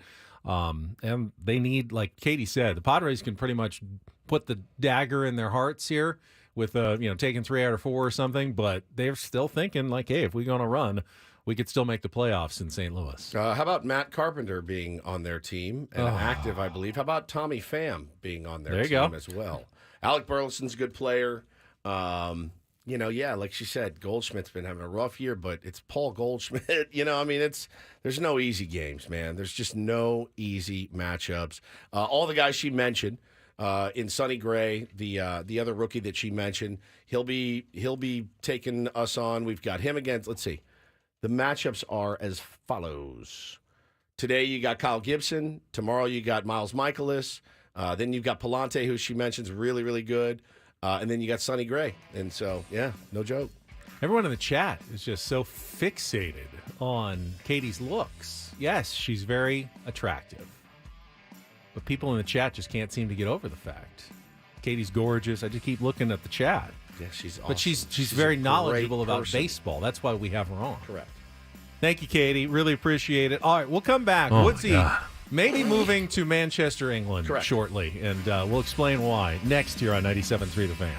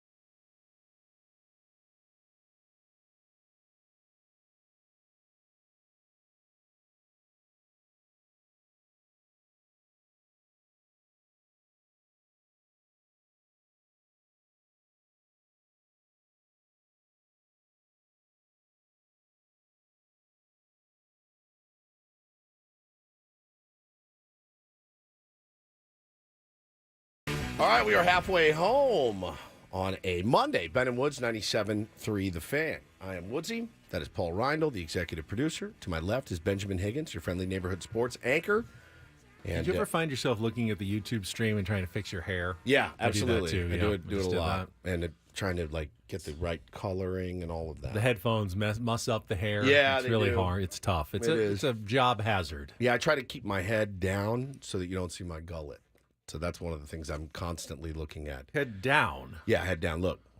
See, you kind of hide it. If I do this, but if you lean up and stretch out, you can sort of see the eliminate the gullet, the little gobbler. So, but if you go head down, yeah, exactly. Oh, Thanksgiving's not that far away. It's not. It is not. I'm hungry for turkey. That far away. I told you guys when we opened the show, it was really a spectacular weekend. I think for the whole program. Yu Darvish wearing our shirt in his, coming back party, and that was a really cool moment for us. Was wearing the Ben and Wood shirt, just made my heart swell. And we had a Tier 1 walk-off victory, our very first walk-off ever, which was amazing. And then get in the car, the Padres walk it off against the Mets and Edwin Diaz, Timmy Trumpet, as it were. Timmy Trumpet's the great intro song for a great closer. Check it out.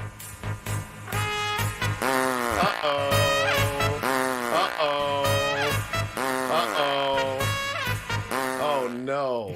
Yeah. So we took it to him, which was great.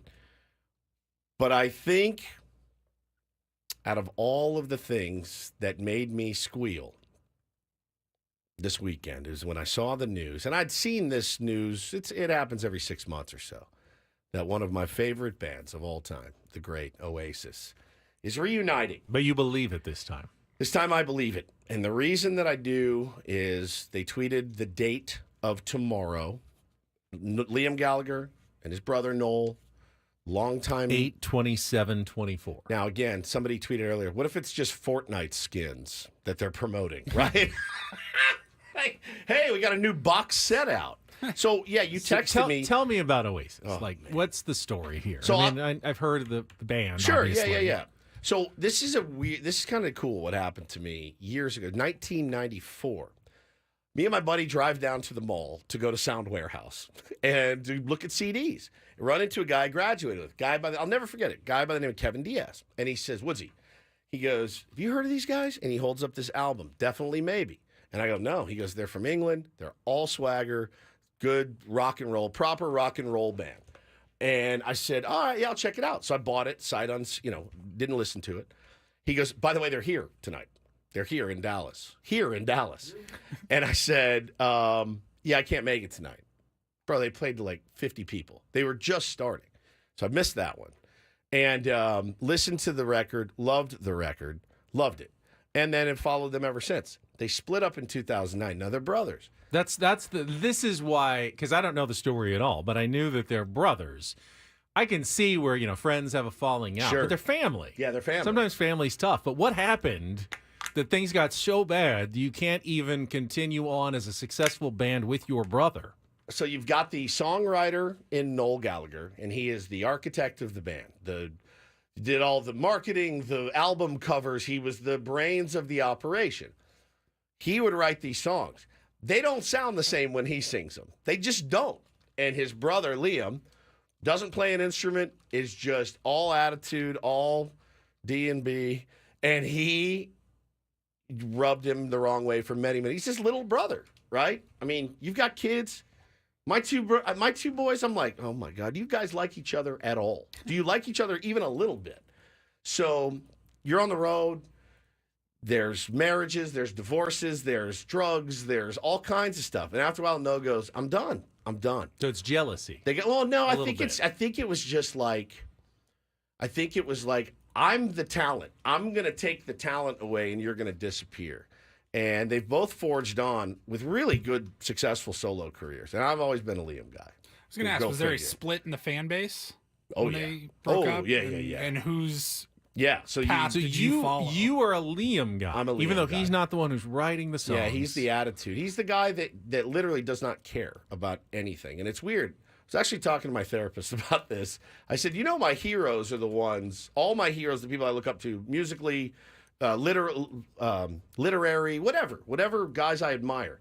They've all had the attitude of, I don't care what you say. Now, I care so much. I care so much. So the people that I look up to are the people with the attitude and the swagger that don't have that.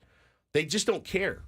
And they're both immensely talented at what they do. Now, they both had good solo careers. I followed them both. I took Bo to see Noel last year. It was amazing. I've seen Liam play with Foo Fighters and Queens of the Stone Age. One of the best shows I've ever been to in my life. Good God. They both sound great. They're both Noel's writing great songs. Liam's still singing great songs. He doesn't write all of his own music. For me, man, this band was me and my little brother's band. And so, do they even go back to spend Christmas with the families and stuff, or how bad did it get? Do we know? It got bad. It got really bad. And they would, Liam's just kind of, they call it in England, they call it taking the piss. He just likes to mess with him. He calls him a potato. He just messes with him. And Noel's this stodgy, he lives in a castle. So here's the rumor. Noel Gallagher got divorced. That divorce is going to cost him £20 million. Okay? He's going to lose that. The reported offer for a tour is like $400 million. They're each going to make about 100 million pounds. Sorry, pounds. So he's going to be able to cover his divorce and then some. The thing that bugs me is, have they really reconciled, or are they just doing this for the money? It doesn't matter. I guess I don't care, but you want to see. Said 20 million pounds? Yeah. That's over $26 million. Yeah, that's what pounds are worth more than dollars. That's what she's going to get in the divorce. And so, yeah, he needs the money, but the rumors have been going for years that they talk. Also, the other rumor was that Noel's wife was the one that did not like Liam. And now that Noel's divorced, well, it opens up the lines of communication. So that you can see that happening. That's happened in families before. So for all intents and purposes, man, they should be on the comeback trail, and it's supposed to be announced tomorrow. Now, the rumors I'm hearing, 10 nights at Wembley next year. My 50th is next year. This, for me, is really special. I texted my brother yesterday.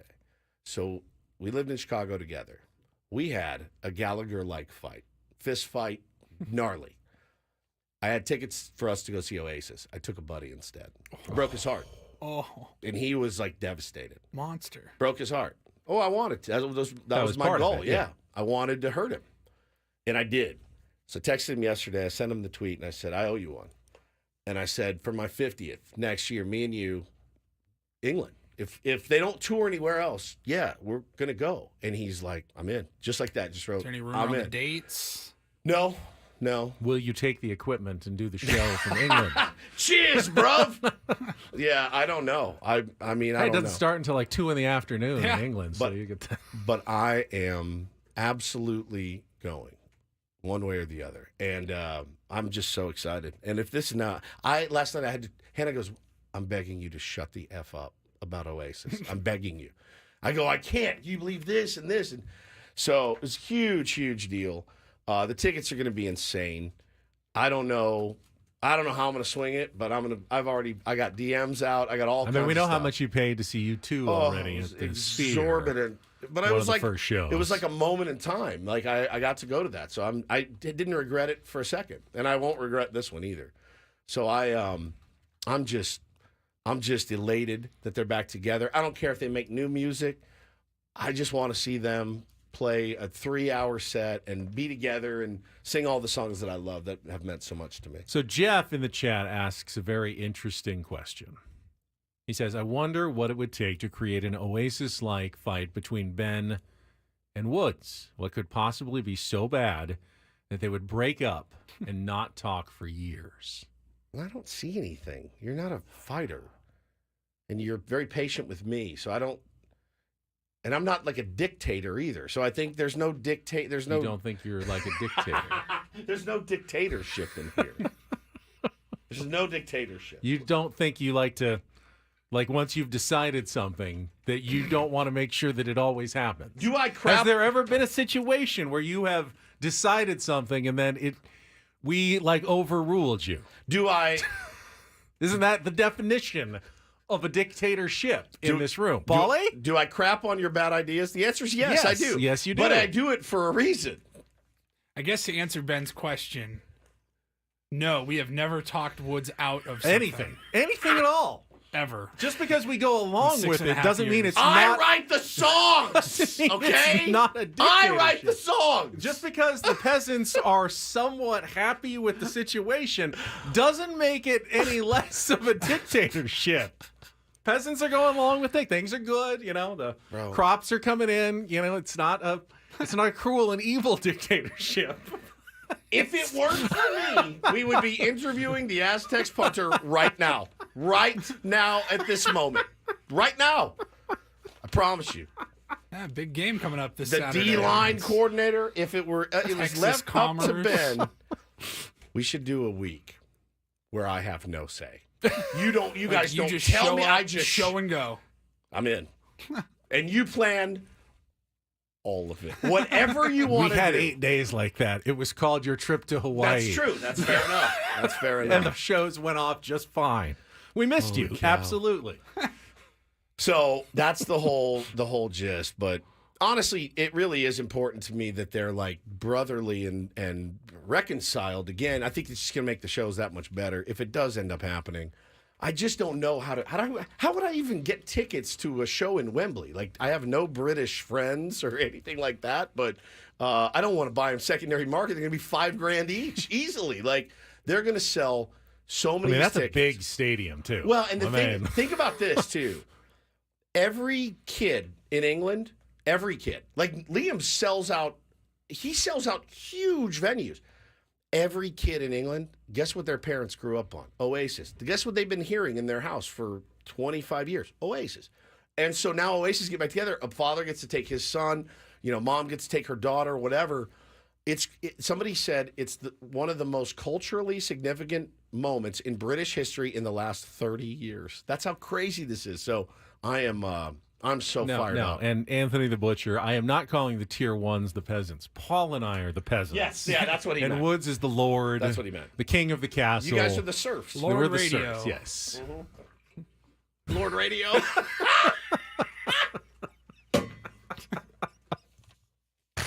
Woods does have a certain belief of the way things should be done on radio, and you want those things done. Hear ye, hear ye. I always get it on Sunday. Always sends me an email with like radio tips and techniques Yes. every single week. That's not from me, by the way. I know, but you forward it to make sure I read it. To make sure they we were from read you. it. Could you guys imagine on Sundays if I put together, hey guys, here's some things you need to work on. Done. I'm out. I would like to say that we are the Three Musketeers, but it's probably not the case. But I mean, it's not like it's worked or anything, so whatever. They sold a lot of records. We sell a lot of records. That's how it goes. But I'm pretty elated. I'm pretty elated. So what's their like signature song? I got a bunch, man. Wonderwall. Yeah, That's the one. Don't look back in anger. Champagne Supernova. No, I've heard that one As too. they say, live forever. I mean, Supersonic. Keep on down the line. They're an incredible, and I've seen them live a bunch. But this one will be really, really special. So, and for me, it's the brother thing. It's the brother thing, being able to take my bro after I completely robbed him of a really good show. What if you fork over 10 G's to And go they to break up? Wembley? Well, or then they announce a U.S. tour and they're coming to San Diego or You know, L.A. I think seeing them in their home country is special. If they announce a Woods U.S. will just tour, see him twice. He has no problem with that. Honestly, though, if they announce a tour closer to home, I'll go to the one closer to home because Bo wants to go. He really likes him a lot, too. So he was so mad when I told him yesterday, I'm thinking about going with Uncle Brent. He goes, oh, really? Oh. You know what he said? He goes, I'm not wearing my Ben and Wood shirt to school anymore. Yeah, he goes, I don't want people to know. I was like, he's a real tit for tatter, that one. So we'll see how it works out. I can't imagine though a show at Wembley. I can't either. And where they're from, like, it just my buddy went to the be tribute insane. show that the Foo Fighters had Yes, there. which was- He was from London and he flew from New York across the pond, went with his dad, and that was like a 7-hour show or and whatever. Guess who opened that show? Liam Gallagher. Yeah. He was real tight with those guys. So it's gonna be a scene over there. But I hope to be a part of it. If you have any tickets, I'll buy them from you. So Well, Joe Musgrove was quite the champagne supernova on Friday night. We have really not given that performance its due. We will do that when we come back. And then Sammy Levitt's going to join us at the bottom of the hour. Still lots to get to here on a Monday edition of Ben and Woods. We'll be right back after a check of traffic here on 97.3 The Fan.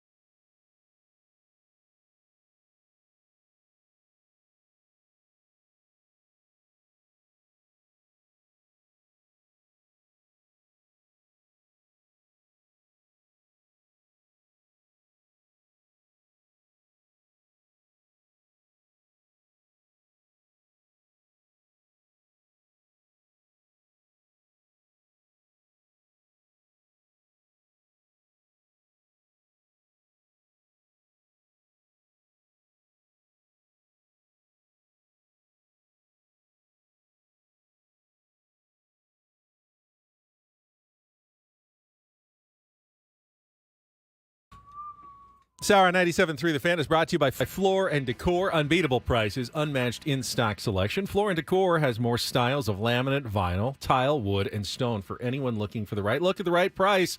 Your next beautiful space is at Floor & Decor. Floor & Decor, unbeatable prices, unmatched in-stock selection. Well, we all saw how good Joe Musgrove was on Friday, but the implications for that are what are very exciting. Because we were kind of hoping that Joe Musgrove would come back and, eat some innings and start looking sort of Joe-ish. I did not expect in his third start off the injured list for him to turn in every bit as good as his no-hitter, I would say. I mean, I know he didn't get the no-hitter, but in terms of, stuff and command. Nasty. Exactly where he wanted to put it, every single time. I mean, the mitt did not have to move on Friday night for Joe Musgrove. He was so locked in and so good, it can't help but make you dream a little bit about what a rotation with Dylan Cease, Michael King, Joe Musgrove, and now Yu Darvish set to come back hopefully in the next couple of weeks could look like running up to and into the postseason in October. Yeah, getting Joe some runs early too was fantastic, but man, you go 7 innings.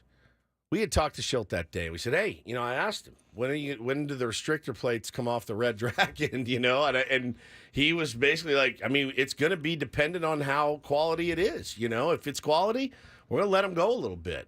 7 innings. He was so efficient. Good. He actually didn't increase his pitch count that much. He only had to throw 75 pitches. It's insane. It's a dream. It's an absolute dream for a fan, for Joe, for AJ, for Schilte, all those guys, for the bullpen, all of it.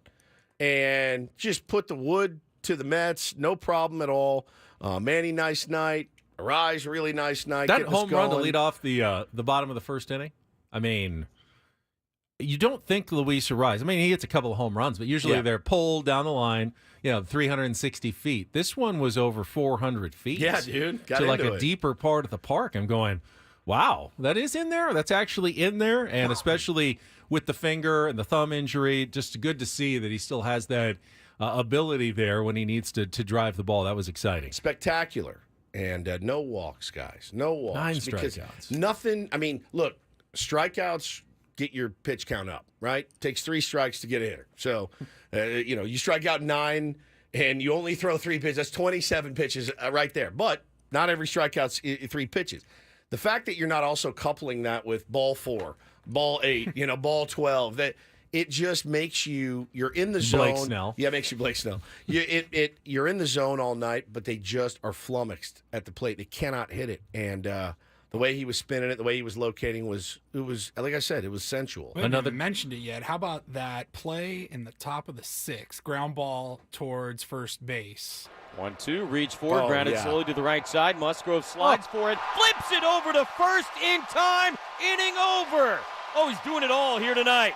Joe Musgrove with one of the best defensive plays you will ever see a pitcher make. That scoop to Crony was incredible. Unbelievable. And then the next night they interviewed me. He goes, I actually wasn't that hard. He downplayed I'm like, bro, are you kidding? No, I've had other plays that were like, I know it looked good, but that one wasn't that tough. The smile on Crony's face, like, you son of a, look at you. It was interesting, though, the discussion about the instincts between Joe and Jake. Yes, and it's preordained. Were required to make that work because neither of them knows exactly which one of us is going for it. It's right in that no man's land. Well, they do now. But did you hear what they said on the interview the next day? He has told Crony, if it's over there, you hold. I will go get it. He's told him. So they know now. Like, Crony now knows, all right, Joe's on the bump. He's athletic as hell. He loves to go for these. I need to hold my position. Because nothing would have been worse than both of those guys both running for the ball. I mean, it's who hit it? Lindor? Yeah, I mean, Lindor's on. If they're both going for that ball, he's on. So that's one of those things, like, it doesn't show up. You don't know about it unless you ask. But that's something that had been preordained. When it's over here, Crony, you hold. I'll go get it. Unless it's right at you, I'm going to go get it, which I think is one of the cool little nuances of baseball. Another deposit into the Higgy Bank in the 2nd inning. Kyle Higashioka. We haven't really talked about him a lot. Jurickson Profar has a new career high with 21 home runs. Higashioka passed that long ago. 10 was his career high. He's at 15 now and continues to just absolutely be his best version of Kyle Higashioka that there's ever been. After, he really had a very slow start. Remember how struggling he was in the first month and a half of the season? But once he's been locked in, he's been every bit as productive of a catcher behind the plate, at the plate.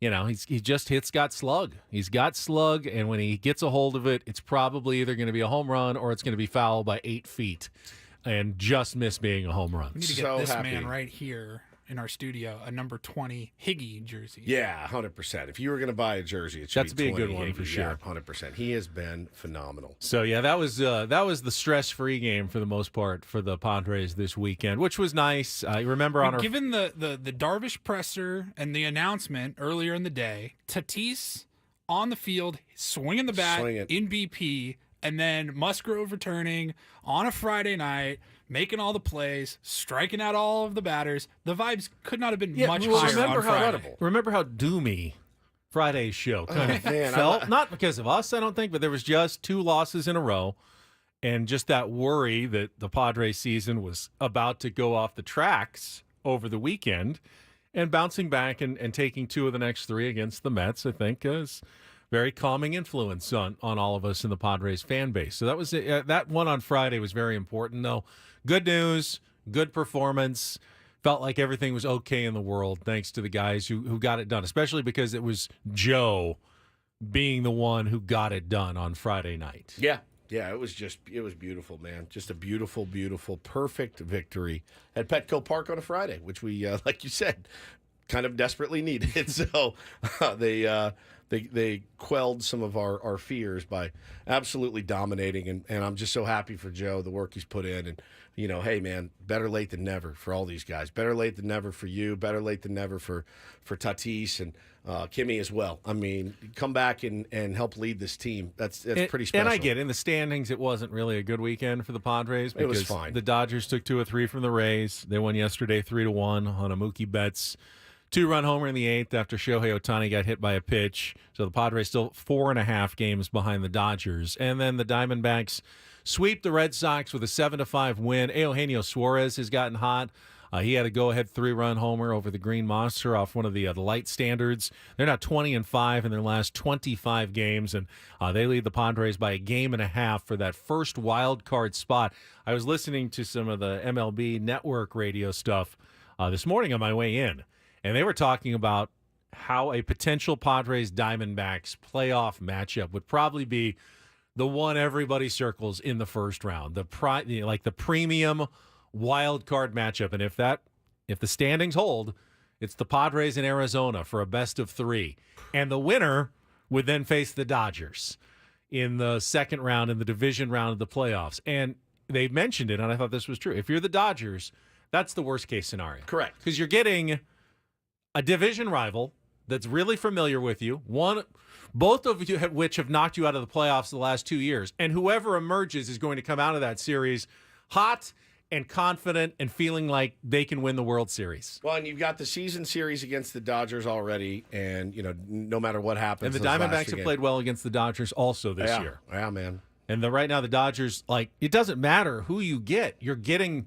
the worst option no matter what. Yeah. The team that wins that series is coming to L.A. with a truckload of momentum into that playoff series. Now, things can change.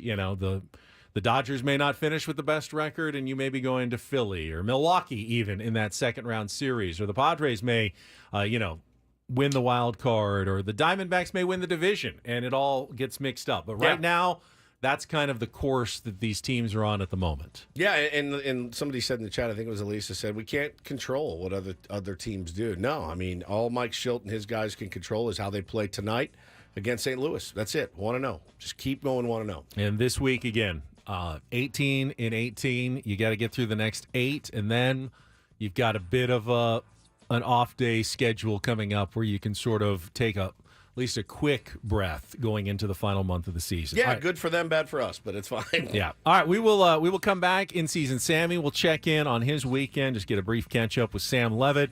Still got a Roundel report coming up and more. Don't go away. It's Ben Woods on San Diego's #1 sports station, 97.3 The Fan.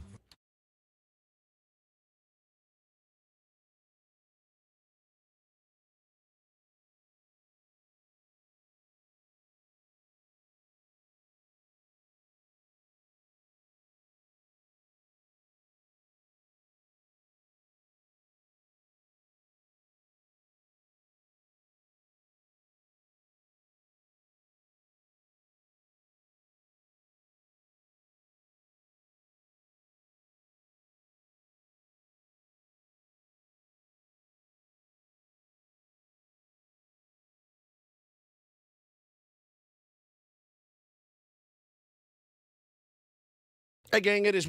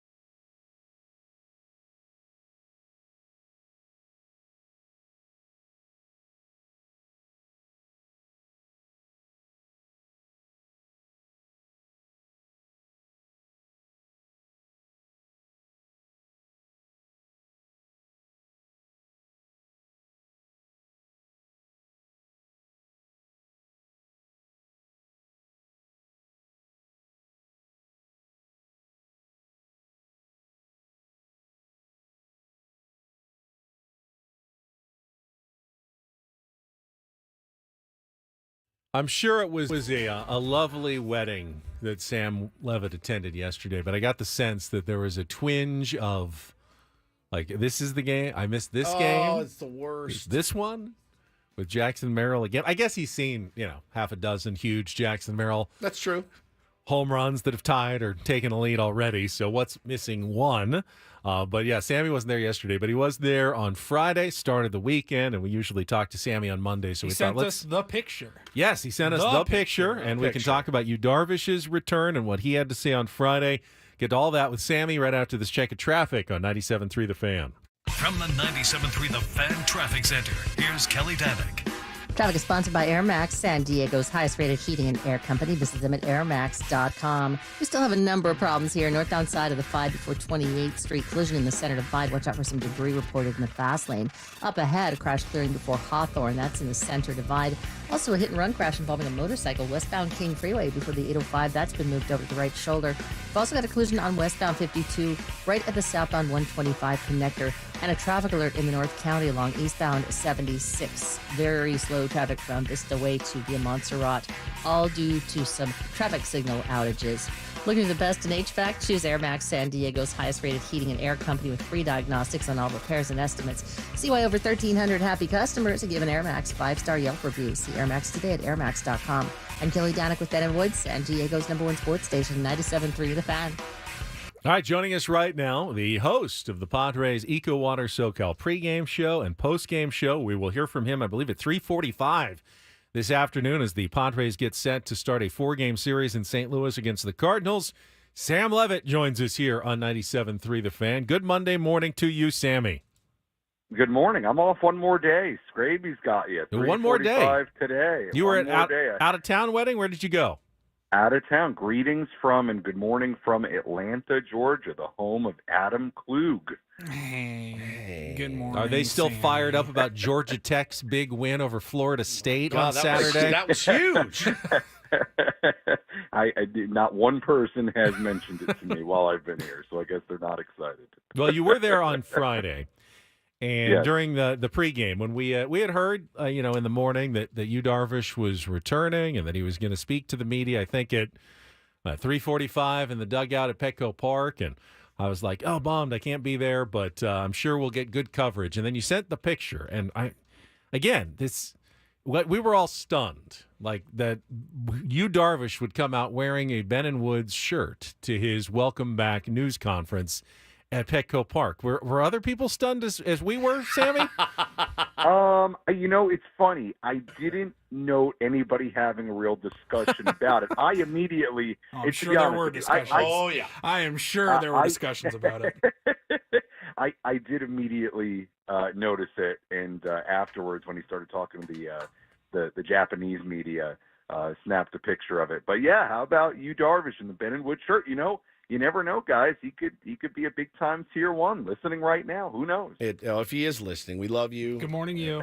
We love you, and we love you, Sammy, for sending that over, man. It made me yelp. Yeah. I audibly yelped in the car, but man. Listen, exactly, kind of. You always want to win a series. A 4-gamer's tough, man. Taking 3 or 4 from any team is tough, especially a team as tough as the Mets. They have a good team, and they've got good players on it, and they're fighting for their lives as well. But really, a kind of a perfect scenario. I mean, they don't pick up 1 inch on you and you cross 4 games off the list, man, and that's you move on to the next series.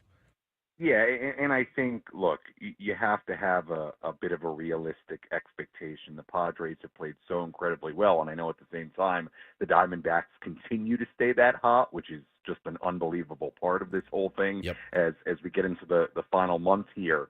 But look, I sensed a little, I don't want to say panic, but certainly some concern when they lost on Thursday, and it was 2 straight losses for the first time in over a month. And my message on the postgame show on Thursday night was, it's baseball. It happens. They're allowed to lose 2 games in a row. And you're also allowed to split a series against a good team in the Mets that's battling for their playoff lives. So would you like to win 3 or 4, win the series? Absolutely. But I think this time of year, considering where they are, not that catching the Diamondbacks and or the Dodgers isn't important. Of course, it's something you want to do, but I do think you have to stay a little bit, realistic about the course of a baseball season, and splitting a 4-game set against a good team in the Mets, that's okay. And now you head to St. Louis and you hope to keep winning there. But, obviously Jackson having the moment yesterday, you're right. I wasn't there for it, but I certainly caught it right when it happened, got the alert on my phone, and it's just the story he's written for himself in his rookie campaign is unbelievable. But all in all, would you have loved to take 3 or 4? Absolutely. But I do think there's during the course of a baseball season and in the context of how well they've played, splitting a 4-game set against a team that is chasing you is certainly not the end of the world at all. Sammy, I'm not exactly sure how to phrase this, but with Joe Musgrove's performance, with Yu Darvish set to come back to the rotation, and then presumably Hassan Kim and Fernando Tatis returning soon, obviously that's a huge injection for the San Diego Padres. But it's not a huge injection in a team that's been struggling. You hear that, I know we're not playing well now, but wait until we get our players back, we'll recover. Padres have been playing well. I'm curious to see what that looks like once all these guys are back and performing, hopefully, at career norm type levels. I mean, where do you see the kind of ceiling here now for the San Diego Padres going forward? Well, I just think about it from a playoff standpoint and particularly a starting pitching standpoint. I mean, if you're telling me that, some combination of Cease, King, Darvish, Musgrove, and especially the version of Joe we saw in his last start, if that's what they're rolling with, guys, I think you have to be very, very confident with their situation heading into the postseason, and obviously Fernando and what he ultimately brings to this lineup, and defensively in right field, and the strength of their bullpen between the additions of Adam and Scott, and my goodness, Brian Hoeing. You He's think unreal. about a playoff sense. Talk about somebody that could much like you guys discussed earlier, and again, I didn't follow the game as nearly as closely as I would, but with Martin Perez getting in trouble and then ultimately going to Hoeing, and having a guy like that who can be that effective and cover multiple innings in sort of those middle inning scenarios could be so important in a playoff scenario. So, I feel the way I think a lot of Padres fans feel right now, and that is that the sky's the limit for this group. And you start to think about what their rotation could be in a playoff series, what they continue to do offensively, and the strength of their bullpen. I mean, to me, it feels like they've got about as good of a shot as anybody, and especially we know how this works in the postseason. It can be random, it can be crazy. It's about getting hot, and to me, they have just as much a chance as anybody to get as hot as can be and make a real run at this thing. And man, the starting pitching, especially if you're going to get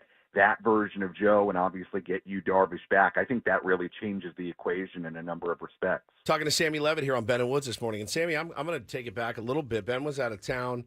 Paulie and I had Tim Flannery in, who was, coached with Bruce Bochy and won 3 rings in San Francisco. And talking about how Boch always managed the bullpen in October, and he said, "Man, you take the 4 and 5 starter and you just slide them down." Now, I don't know what that looks like for the San Diego Padres, and not to get too far ahead of ourselves, but you mentioned Brian Hoeing.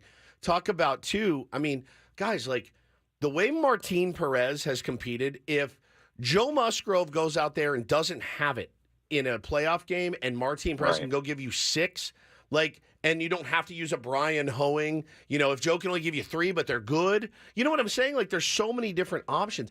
You wonder, and my heart does go out to the guys that have been scrapping and grinding. But sorry, man, when Tatis comes back, Bryce Johnson's probably gone. And when Hassan Kim comes back, Mason McCoy's probably gone. And that's the nature of this business. Had that conversation about Waldron last week. Yeah, and like with Matty Waldron, like what does that look like? But it's so nice to, I guess, have some options. Yeah, I think what's really nice about the pitching in particular right now, Woodsy, and we've seen it really, even in the course of this homestand, we saw it a couple of times. Like, I'm trying to jog my memory now, or really in the course of the last week and a half, 2 weeks, where it certainly feels, and look, maybe it's the part of the schedule we're now in as well, but it certainly feels like they have a group that is much better suited to quote unquote chase wins. Yes. Right. And in the postseason, that's really important because you're never giving up on a game in the postseason. No. Right. You may elect to save an arm if Yep. there's 3 games in a row and you're getting blown out in the first of those 3 games. Sure. Maybe you elect to save somebody, but you're only chasing wins. It's all about the That's win it. In the postseason. So it certainly feels like with Hoeing, and if Perez is somebody who ultimately goes to the bullpen when all is said and done, when it's postseason time, like, yeah, between Hoeing and Perez and obviously Adam and Scott and just the length it gives this bullpen to use other guys, like Yuki Matsui to me is somebody who, has been really, really, really good for the most part. And the idea that he could be sort of lower in the pecking order of guys out of the bullpen but still be really effective, it just gives this team the ability to quote-unquote chase wins a lot more. And right now, just regular season-wise, we're in the part of the schedule where you're going to try to do that a lot more. And you guys mentioned it, yesterday, Mike Schilt was much more aggressive, even though they were down in quote-unquote trying to chase the win and give his team, and by the way, an offense that has just time and time again shown a propensity to come back. I think that's a part of it, too, when you have an offense that has shown this ability to rise to the moment, to come back in games. It's a pretty good combination if you compare that with a bullpen that can provide you the ability to chase wins on a pretty consistent basis. Last thing for me, Sammy, I want to go back to Yu Darvish and the Friday news conference, because the Padres, like any baseball organization, got some strengths and some weaknesses, but it really feels like top to bottom, Mike Schilt, A.J. Preller handled this situation with Yu Darvish really, really well and supportively, and it sounded like what you had to say backed that up. Yeah, I think they handled the situation really, really well in respecting, Yu's privacy and keeping it to baseball during the news conference on Friday. And, I thought just all the way around, and this is going back now, a while in the questions that have come up to Mike Schilt throughout the last couple of months about it. I think, it was a really, really fine job by everybody top to bottom, and Yu's back, and, he was ready to come back, and they've, made a plan now for him to eventually join the rotation. And look, I was, really encouraged to read over the weekend, him throwing a simulated game and getting already above 50-plus pitches. You would imagine that return might be pretty soon here. Same thing with Fernando, to see him over the weekend, or I should say late last week, be out there sprinting, taking live BP. To me, it did not feel like Fernando was all that far away. He was taking hacks too. Like he was taking it was normal BP. Yeah. To me, it looked like a total normal batting practice. So, and it certainly doesn't seem, based on what's been said, like it's going to be a super, super long ramp up, or that there even would be necessarily a rehab assignment of any kind. So, to get those guys back, I think in the Darvish case, it was handled really, really well, and it's great to get you back for so many reasons. But again, from a postseason perspective, I mean, that's somebody that you can hand the ball to, and there's a pretty good chance he's going to go deliver you a really quality outing. So great to have you back, and I'm with you, Ben. I thought handled really well all the way around over the past week or so. All right, Sammy, safe travels back from Atlanta, and we'll hear you tomorrow, I assume, on the pre and post game show. Yes. Great. I'll be back tomorrow for the rest of the way. All right. Looking forward Sam to it. Levitt, Right, he'll be see ya. back tomorrow for the second game of the series. And based on what you said, Yu Darvish. It needs to be pointed out when people do things the right way. And you said that A.J. Preller, when you said, I have a personal situation, I can't travel with the team. A.J. said, it's fine. You're on the injured list. Just stay there. We'll just keep paying you. And he goes, no, I need to go on the restricted list to handle that. Wow. And it was A.J. did the right thing by supporting his player. You did the honorable thing by going, I'm not 100% invested right now. Just put me on the restricted list. Amazing, and I mean, just you do not see that very you often. You don't. And it was well handled on all sides. And now they're getting Yu Darvish back for the stretch run. And hopefully, the reports on his bullpen session yesterday were good. Like, he looked pretty Yu Darvish-like for his 3 simulated innings against minor league hitters. Now, that's not major league hitters. That's, there's still a couple of steps left before he comes back to the rotation. But it's reason for optimism that 100%. they could be getting a pretty much Yu Darvish-like Yu Darvish at some point here before the end of September and into October. Yeah, man. And I want it for him so badly. You know, we don't know what he's been through. Apparently, it was enough to take him away from the team for a while. And whatever it was. Didn't sound like the players knew what happened. It doesn't sound like anybody really knows what was going on. Just probably him and AJ Preller, man. And kudos to AJ for doing the right thing there. And you know, I don't even want to say that's the right thing Yu Darvish did. It was the very honorable thing, as you put it. All right, Paulie's got a round report coming up, including what is expected to be some baseball history made today. That's coming up next year on San Diego's #1 sports station, 97.3 The Fan.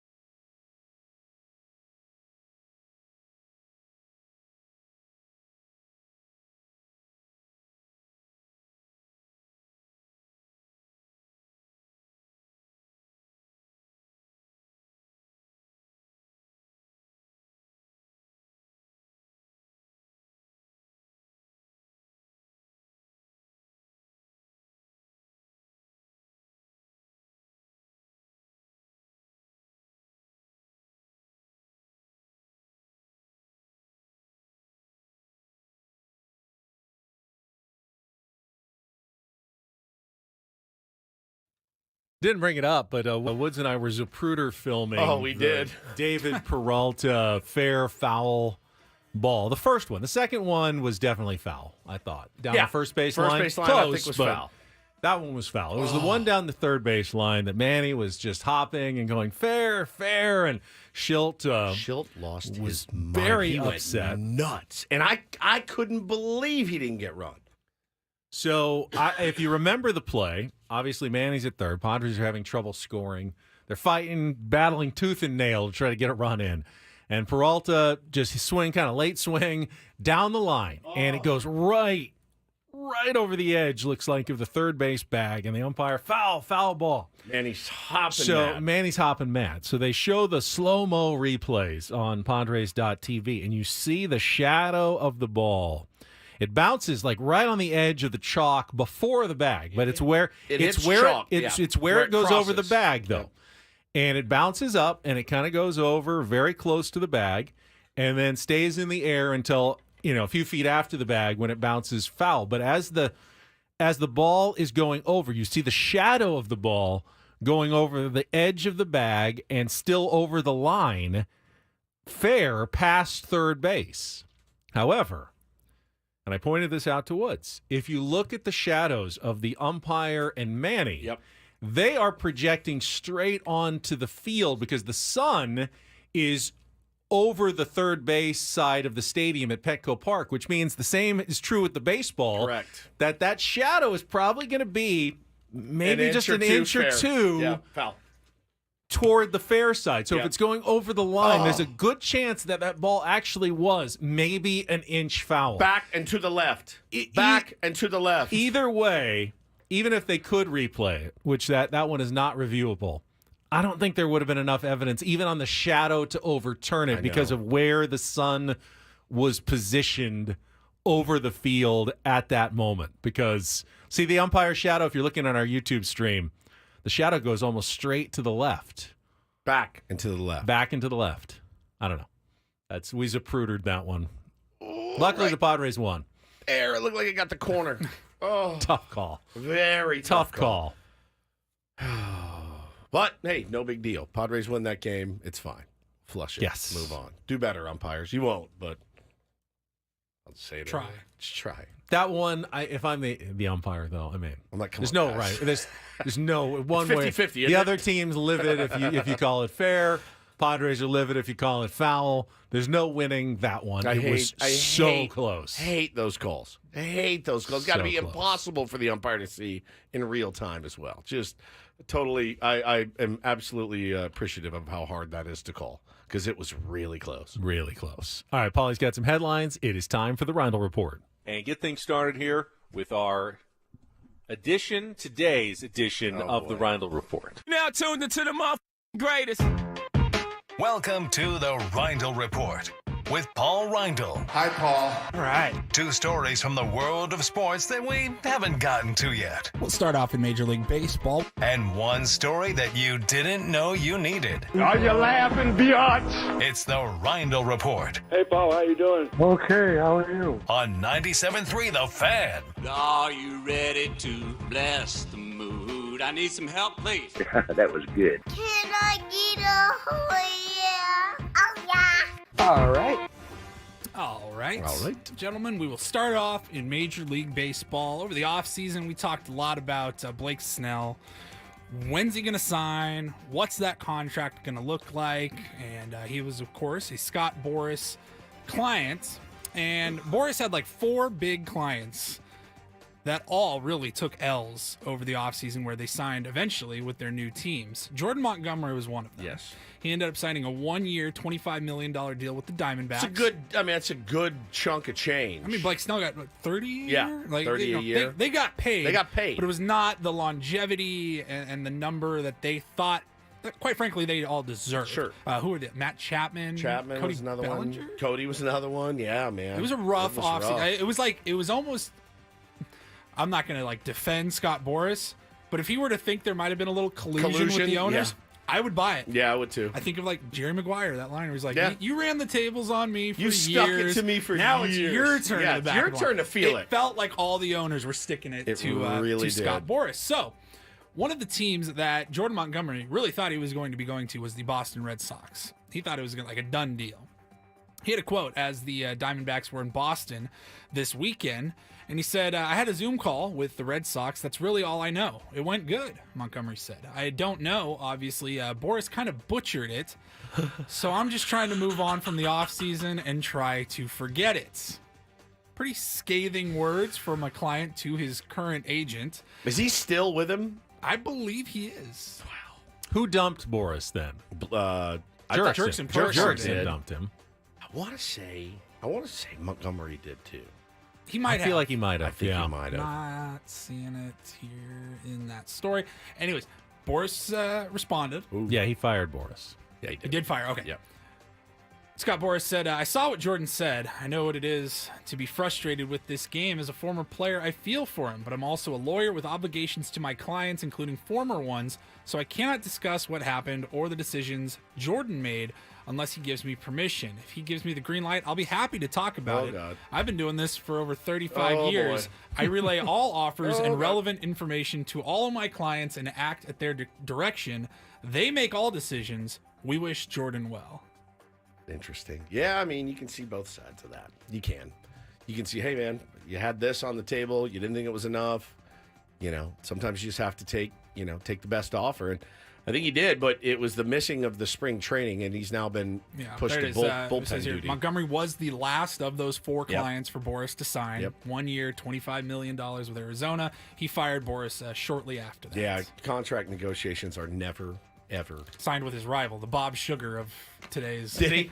Wasserman, a rival agency. Never fun. Now, if the owners are happy about this, and I have no doubt that there's at least a few of them who are smiling somewhere about Scott Boris getting some criticism from his own clients, they can never say it. Oh, yeah. They have to just, silently just kind of go, But they can't say anything publicly because that would look really bad that an owner was cheering against a particular agent for whatever reason, even though I'm sure they have their reasons to not be big fans of Scott Boris.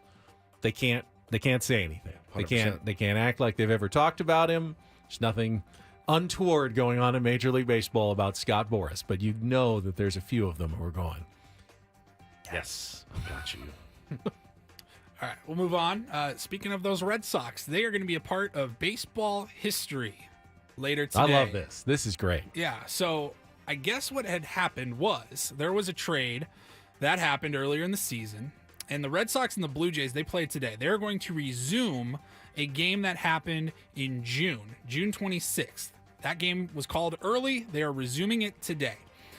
Alex Cora made the announcement that Danny Jansen is going to substitute in for Reese McGuire at catcher today. Reese McGuire is the one that got caught in the parking lot punching the clown. Yes. So it's just it's the second inning of this game. Yeah. Correct. And Jansen started at catcher for the Blue Jays. Correct. He was then traded to the Red Sox. Correct. He will be catching for Reese McGuire, and that makes him the first player to play in both teams in the same game in Major League Baseball history, and he's going to catch the at-bat that he himself started. Correct. And must be pinch hit for. Correct. So he was up when the game was suspended. He was batting 7th for the Blue Jays. He is now batting 9th for the Red Sox. He will go in catching against whoever they put in as a pinch hitter for him for the Blue Jays, and then he will come up likely in the next inning to bat against the team for whom he started the game way back. When was the game started? June 26th. June 26th, so 2 months ago. That's absolutely That is crazy. And that's never... I mean, there's been a lot of suspended games and trades, but this has never happened in Major League Baseball before. Yeah, one guy playing for the same, or playing for different teams that are In the playing same each game. other in the same game. Yeah. It's insane. I mean, I'm sure it's happened, the deadline deals, you're playing the Rockies. But you haven't started the game. But it's before the game. Hey, just come on over to this Come locker on room over. or whatever. Yeah. But same game. Same I don't want teams. Ricardo Rincon facing us tonight. Get him Send over him here. over. Send over Rincon. I don't want him going against I got us your tonight. money. Yeah. All right. But it's happened in the minors a couple of times, but never before in the majors. So cool. Okay, So- that is cool. And listen, you got to have a manager that's willing to play along. Yes, Alex Cora said something along the lines of, "Hey, I'd heard about that. You know what? Let's make some history. Yeah. Let's do it. Let's have some fun." Might have started you, might have started the other guy, but why not? I mean, baseball's fun. This is pretty cool. That's a pretty cool moment. I mean, it's a pretty important game for the Red Sox, who are, hovering near the wild card. But it's not like they're starting Devers back there as a bit. Yeah. The guy's a catcher. Yeah. So. All right, Pretty great. Earlier today, we started the 8 o'clock hour with Ben asking Woodsy about the Oasis reunion. It was kind of an interview. Ben was learning more about Oasis. Yeah. We all were. I've got another reunion happening here that all three of us, I think, are excited about. Ted Lasso, Season 4, got the green light, reportedly, over the weekend. So we're just talking about that. We were. And I honestly have trouble remembering how Season 3 ended. They lost in the chance to win the championship, but lost. Yeah. And then Ted was going back to the United States to be with his family, right? Kind of wrap it up in a way where if that was the end, it made sense, right? Yeah. He's like, okay, I did my England thing, but my kid's back, tired of the Zoom calls with his kid and wanted to go back and be a dad again. So he was going back. So how are they going to get him back? What's going to be the plot twist that gets him back to AFC Richmond? I guess we'll have to find out. But they have most of the cast coming back. Yeah. Deadline had the exclusive story on it, and so Apple TV's one of their most successful shows, Season 4, got the green light, and they had to get everybody on board. Sure. And it's been tough, especially when you have a successful show like Ted Lasso. You do 2-3 seasons, you're gonna start getting other gigs. And who was it that they had to get? They're still working on Jamie Tart. Oh, you gotta have Jamie. They're Tart. not sure because he's got some conflicts with a couple of other programs. Ben just spoiled Season 3 for literally. Everyone's furious. Everyone is. It's not some furious. psychological drama whodunit sort of show. It's Ted Lasso. So you just told everyone they lost. It's not. It's very small potatoes when it comes to the big picture. But obviously, Jason Sudeikis was on board. A lot of the cast was on board. They had to get Rebecca, the owner. Yeah. Hannah Waddingham. Roy Kent, Brett Goldstein, and then Jeremy Swift, who plays Leslie Higgins. Mm-hmm. They had to get all three of them on board. Who did we have on? We had Danny Rojas. Danny Rojas. Yeah, he dropped an Football F-bomb is life. or something. Yeah. Did he drop an F-bomb? We had Football is Life, Danny Rojas on the show. Yeah, he just comes on. He's like, "Hey, MF this and MF that." Whoa. Apparently, we didn't tell him it was radio. I don't know. Yeah, we did get him though. That was fun. Bruce Willis was dead all along in The Sixth Sense. If you haven't seen it, just so you know, when you watch it, it's not. He's dead. It's really not a big deal. It's soccer. They win some, they lose some. And they tie a lot. They tie a lot too. Yeah, and people like that. That's not what makes the show good. They're very excited. It's a very tiny part of the show. Yes, 0-0. Yes, great job. It's about the relationships and what we learn along the way in Ted Lasso. Yeah, Season 3 was okay. It was okay for me. I don't want to be that guy. Like, if everyone's ripping on Season 3 of the best. Season 3 is typically the season where everyone's like, terrible. I don't know, man. The good shows, they keep getting better. Keep getting better. And Ted Lasso left a little to be desired. Left a little on the table this year. Season 1 was so great. It came out in the summer of 2020. Oh, we needed it so and we bad. just wanted some positivity. A velour blanket on a rainy day. What shows actually lasted a long time, but then just kept getting better and better? Breaking Bad is the only one that I can. Sopranos is way better. Sopranos got better. I'll give you that one. Oh my God. But yeah, I mean, most of the time, you stick around long enough, you're gonna jump the shark. Yeah, for sure. I think Ted did. So hopefully they bring it back and just kind of get back to the. It just got so corny. There was a lot of corny stuff that happened. I agree with that. Some weird things. But I won't corniness spoil, was I won't spoil. Corniness was at the heart of the show. No, that's not what I mean. Like Ted Lasso's already corny enough. Yes. You don't need 40 other corny people. Right. You know what I mean? Yes. Like Danny Rojas. I like Danny Rojas, but we get it. You really like playing soccer. We get it. It's a one-note joke. Over and over and over and over and over and over and over. So, that's my harsh criticism of Ted Lasso. I won't spoil any of the plot for you since Ben has already done that. I don't even remember most of it. I But really Paul don't either. asked what happened at the end of Season 3. I just answered the question. That's true. So be mad at Paul So it's for my asking fault. the It's question. Paul's fault, Exactly. I guess, yeah. Thank you, Paulie. My fault for something you said. Okay. Did you guys know football is life? Football is life. Football is life. Hey, really? You said that before. I've heard that. Are they getting Zava? We'll find out.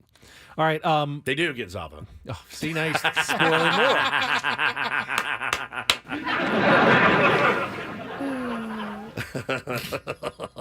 So we heard some of the good of the baseball this weekend. We have not gotten to one of the bad notes from Major League Baseball this weekend. We'll have that coming up, and we're going to give away some tickets to Kansas. Carry on, my wayward son. All coming up next after a check of traffic here on 97.3 The Fan.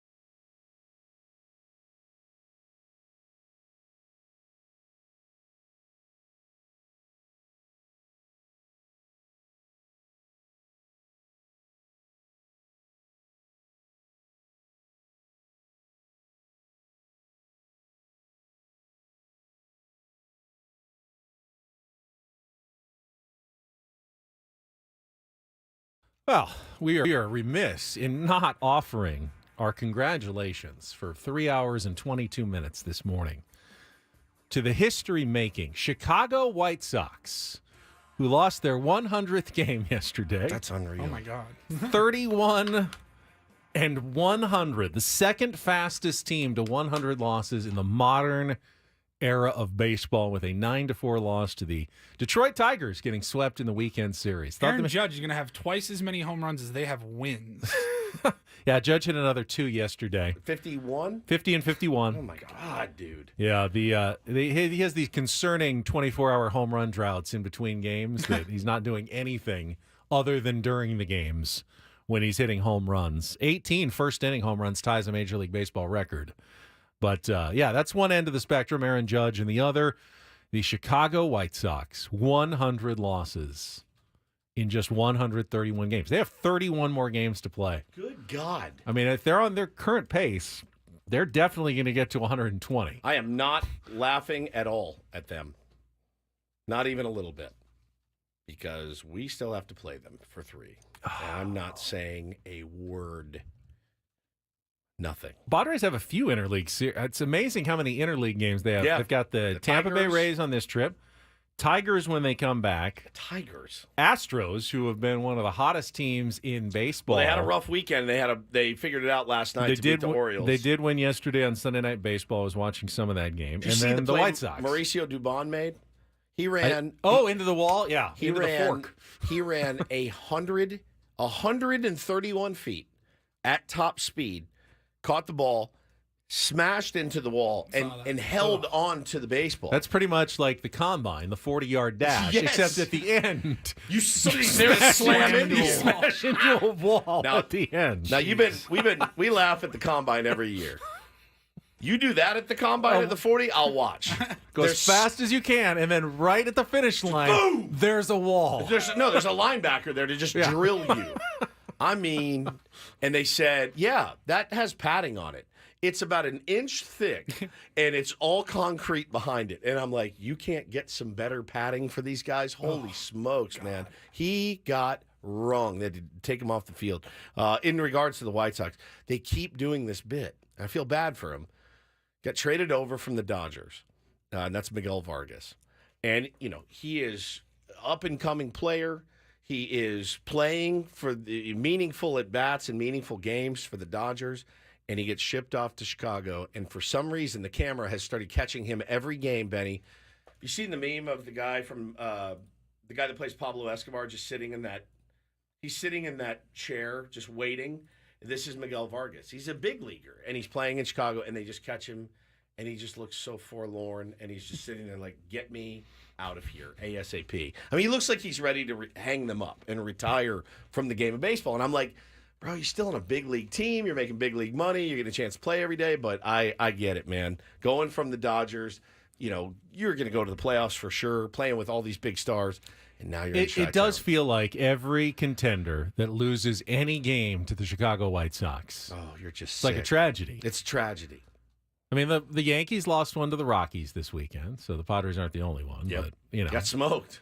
You look at the Padres against just the Rockies, the Mets, and the Angels. Outside of those 3 teams, Padres are 30 games above 500. Crazy. Take away those 3 teams, 30 games above 500 this season. And while they didn't get much help on the out-of-town scoreboard this weekend, the Nationals did beat the Braves at least yesterday 5-1. Atlanta fails to complete the sweep, so they're back to 3 games behind the Padres for the second wild card. They remain 2.5 games ahead of the New York Mets. Giants lost another 1-run game. The Bob Melvin specialty again, falling to the Mariners 4-3. Seattle wins that series. The Giants are 5 games back in the wild card, 8 games behind the Padres, as are the Cardinals, who did sneak out a 3-2 victory in Minnesota on a Lars Nootbaar 2-run single in the 9th inning. They're tied with the Giants. Both teams are 500 in those wild card standings. So here's what to look for early this week. We've got the Orioles at the Dodgers starting tomorrow. Good series. 3-game interleague series in L.A. Go Baltimore. Mets at the Diamondbacks. That also starts tomorrow. 3-game series. I've always loved the Mets, man. Yeah, fantastic. Jesse Brian Kenny Winker on the show. Jesse Winker, hope you have a big series. Go off, King. Except we're not really cheering for the Mets either because No, we don't want them to get any life and true. make a charge. I'll take my I'd rather chances. the Diamondbacks lose right Yes. now than the Mets lose. Fair enough. The Braves go to Minnesota to take on the Twins for an interleague series. Giants are at the Brewers, and you kind of look at, well, the Giants are not that relevant at the moment at 500. The Brewers are battling for the number 1 seed right now. Yep. I think they're just behind the Dodgers, a game and a half behind the Dodgers for the number 1 seed. And then this is an interesting series. The Astros are at the Phillies for 3 interleague games.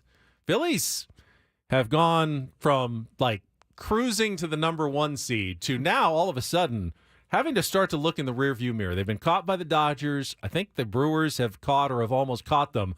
And now they got to face the Astros for 3. And, I don't know that the Braves can get there, but Brewers are 1 game back of the Phillies. 1 game back of the Phillies. And they've got a tough series here against the Houston Astros at Citizens Bank Park for 3 games. So some interesting matchups early this week. And then we mentioned earlier, at the end of the week, 4 games between the Diamondbacks and the Dodgers. Wraparound series from Friday to Monday next week, ending on Labor Day.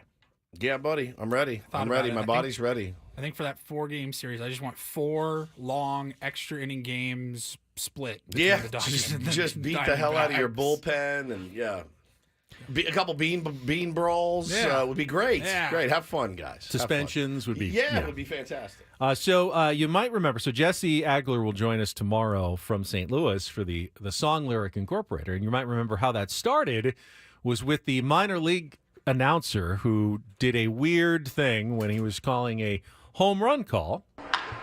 Hit hard toward right field. This is getting toward the fence. This is going to be Carry On My Wayward Son. There'll be truth when you were gone. Mike Hogwood used to say, kiss that baby goodbye. Kiss that baby goodbye there for the tourists. Carry on my wayward son. There'll be truth when you were gone. That one's gone. Oh, yeah. Very, very weird. So yeah, sort of Kansas I lyrics love there. the idea. The execution, though. So in honor of that guy, why does he just read it? All week long, we are going to be giving away Kansas tickets. And when you hear that guy, like you just did, I gotta figure out the right sounder. This is going to be Carry On My Wayward Son. There'll be truth when you were gone. Mike Hogwood used to say, kiss that baby goodbye. you hear that, call in. So call in right now for your chance to win tickets to see Kansas at Humphreys by the Bay, 833-288-0973. Got a pair of tickets to Kansas at Humphreys on September 22nd. Get your tickets now at Ticketmaster.com or win them all week long here on Ben and Woods.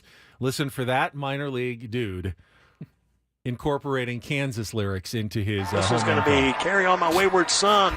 There it is. That's your sounder for the week to win Kansas tickets at Humphreys. Really, anyone at Humphreys is worth going to see. Oh, yeah. It's been a while, but what a beautiful venue. Great venue. We have a number of really good venues. We do. Here in San Diego. We do. The Shell, Humphreys. I haven't been to the Shell yet. I still need to go. I was driving across the Coronado Bridge. You could see the lights lit up on the Shell. Definitely some sort of concert happening there. And I go, all right, just anybody that I even remotely know, I'm in. I want to go see a show there. It looks You've been incredible. to the Shell? I have been to what was before the Shell, on the Embarcadero there. I have not been since they actually added the I've been to the show on the part of it, Embarcadero, but but I haven't seen the Shell But yet. since they've It added looks the construction, amazing. I have not. I got to get there. I was going to go see Counting Crows, but tickets were like $500. Absurdly expensive. I'll pass. But Oasis, you're going to take out like a second mortgage to go see. Yeah. Keep that on the down low, though. I don't want the missus to know. Nobody's listening. Getting a new credit card or something. Something. It's happening. You have a three-nager to take care of. I love that term.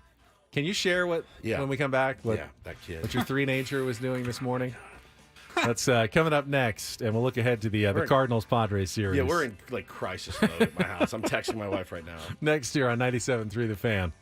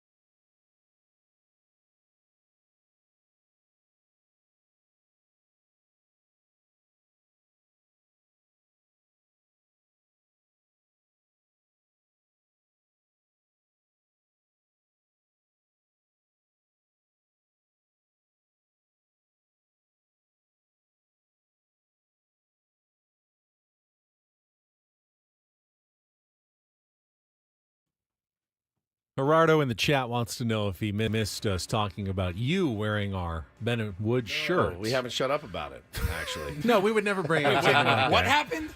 We are much too classy to mention that on the program. It's no big deal. Act like you've been there before, guys. Paul had shirts made of you wearing our shirts. Correct. In the dugout at Petco Park. What a moment. That was pretty cool. This hour on 97.3 The Fan is brought to you by Floor & Decor. Unbeatable prices, unmatched in-stock selection. Floor & Decor has more styles of laminate, vinyl, tile, wood, and stone for anyone looking for the right look at the right price.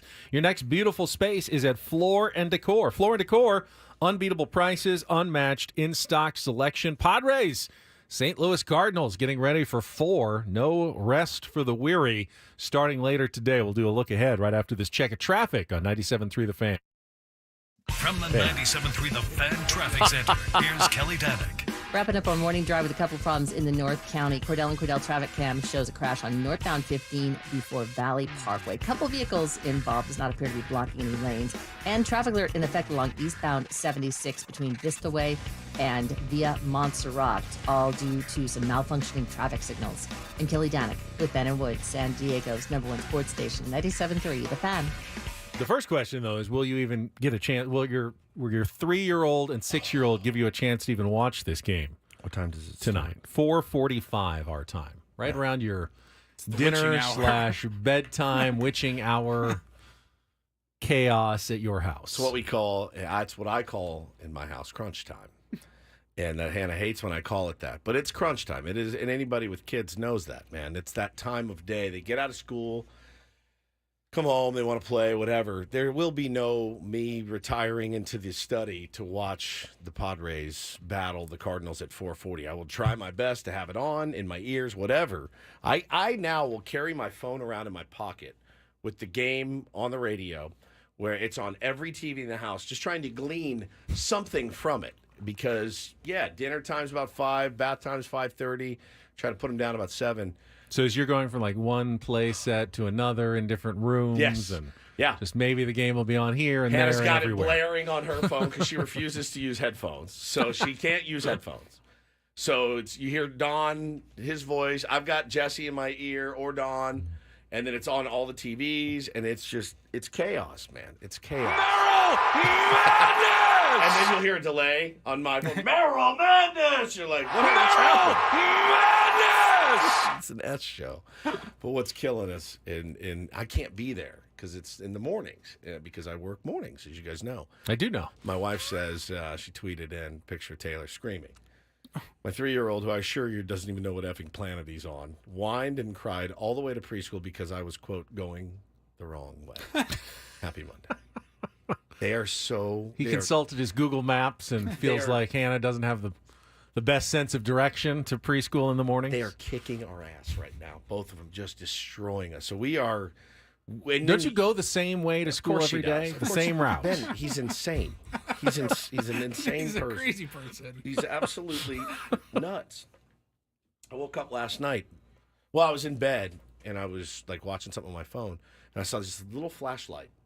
And he had snuck out of his room. He likes to play leprechaun, is what he calls it. And he runs down with his little flashlight, and then he runs back to his room and dives in bed like I didn't see him. Like, bro. The flashlight's kind of giving it away. Yeah, it's a tiny little one, like a keychain flashlight. 9:30 at night. And I'm like, bro, get in bed. It's 9:30. You got school tomorrow. No, I don't. Yes, you do. No, I don't. Yes, you do. Only if mommy knows how to get there. Mommy knows how to get there. But she's just having a real hard time in the morning. Bo gets a little upset and anxious about school. Why would Bo be anxious? I wonder why, with two of us as parents. But so yeah, man, we're just going through it. It's hard. It ruins my mornings because I hate that she has to go through that by herself, and I can't be there. But so I want to take this moment to officially retire from the radio. This is it for me. I'm going to go home and be a stay-at-home dad. They're going to be in school, but I'll be at home. What do you think? Today is going to be the day. Considers himself, the luckiest man on the face of the planet.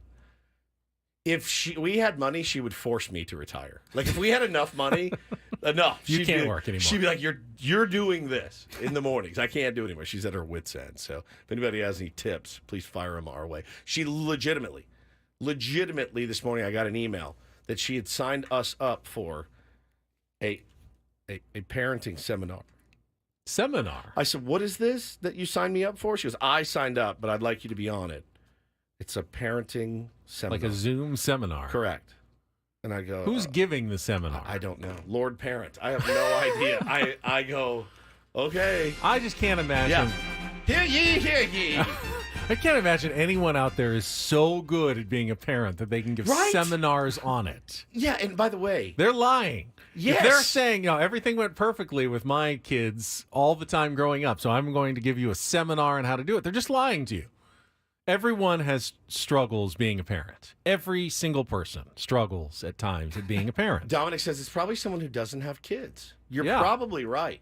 You're probably right. I mean, you can, and every kid is different. And every kid is different on Monday than they are on Tuesday as they are on Wednesday, which makes it even doubly challenging. I mean, if they're being honest, the only thing they can say is it's really, really hard. And if you feel like it's going to kill you, it probably will. Yeah. Congratulations. You're a parent. Yeah. That's exactly right, man. And so he said that's what beer is for. Yeah, for sure. But, I can't suck down 12 beers every night. What kind of parent am I if I'm like, hey, you guys do what you want? Now, I know there's parents out there like that, but I can't be one of them. So, yeah, man, it's rough, dude. Well, if you do get a chance to, pop in and out of the different rooms and catch some of the game tonight, the first pitching matchup of the series will be Randy Vasquez making his return from AAA. I don't know if the Padres officially announced it or not. I know Jeff Sanders was reporting it early in the day yesterday that Vasquez was on his way. He's not listed, so I'm assuming it's official, even though the Padres probably haven't made the corresponding move. I think, unfortunately, Lake Bacher is probably headed back down after one day in exchange for Randy Vasquez, who will start against right-hander Kyle Gibson. Gibson, who pitched well. Now, it was way back on April 1st when he faced the Padres at Petco Park, but 7 innings, 2 runs, pitching the Cardinals to a win that day. I don't know if that's relevant or not, but that's your matchup for the first game of the series. Imagine we came in the next morning. Here we go again. Here we go again. What was it, April 1st, you said? Yeah. Oh, yeah. We should pull April 2nd show. Well, here we go again. Oh, no. Stand by. We mentioned Randy Vasquez, this possibility last week when Matt Waldron was sent down, saying he's on schedule. His last start was 5 days prior, so it makes sense for Randy Vasquez to come up. But he's also put up like an 8+ ERA at AAA since he went down. Now I'm sure he'll be glad to be out of the Pacific Coast League and the high altitudes and tough, the hitters environment of that league. But I don't know where the confidence level or the stuff is at right now for Randy Vasquez. Yeah, me neither. I mean, remember, he got smoked in AAA, but a lot of guys get smoked in AAA. Remember, Mike Schilt was very aggressive with his bullpen yesterday. You get 3 1/3 decent innings out of Randy Vasquez. Can you do that again, or do you have to go with your lower leverage guys today and get some more Yuki Matsui and other guys, pitching Sean Reynolds perhaps in the game today? Maybe one of the tougher games of this road trip here, given the scenario and situation that the Padres are kind of facing going into the game tonight. Well, you desperately needed that split yesterday. You really did. I mean, and so a Schilt masterclass yesterday, and the offense came through when we needed him most. Listen, getting to Kyle Gibson early solves a lot of problems. Oh, God, Paulie is laughing and smiling over there. Oh, no. Oh, no. Did you already find it? Why have we never done this bit before? Oh, no. Why have we never done this? We should be doing this all the time. After a guy starts against us, we need to go back and listen to the next day's show. Read the stat line one more time from April 1st. All right, so April 1st, What is it, 4 games into the season? Yeah, I think it was the first homestand. Let's see, he pitched 7 innings, 4 hits, 2 runs, 2 solo home runs, 2 walks, 4 strikeouts. I hate this. And he got the win against the Padres, 6-2. We opened the show. The music stops playing, and Woodsy, hey, get your heads right. Right. Over to my left, etc. Happy Tuesday to you. Let's get our heads right. I know it's hard to get your heads right after a game like last night. I'll be honest, a little bit fussy about it, and we're only a week into the season, but that's just going to be the move this year. Excuse me.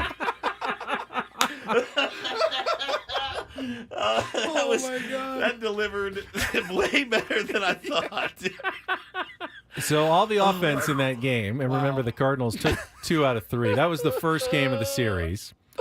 Fernando Tatis Jr. hit a solo home run. Oh. Okay. He won't be hitting one tonight. But you know who hit his first Major League home run against Kyle Gibson in that game? Merrill. Jackson Merrill.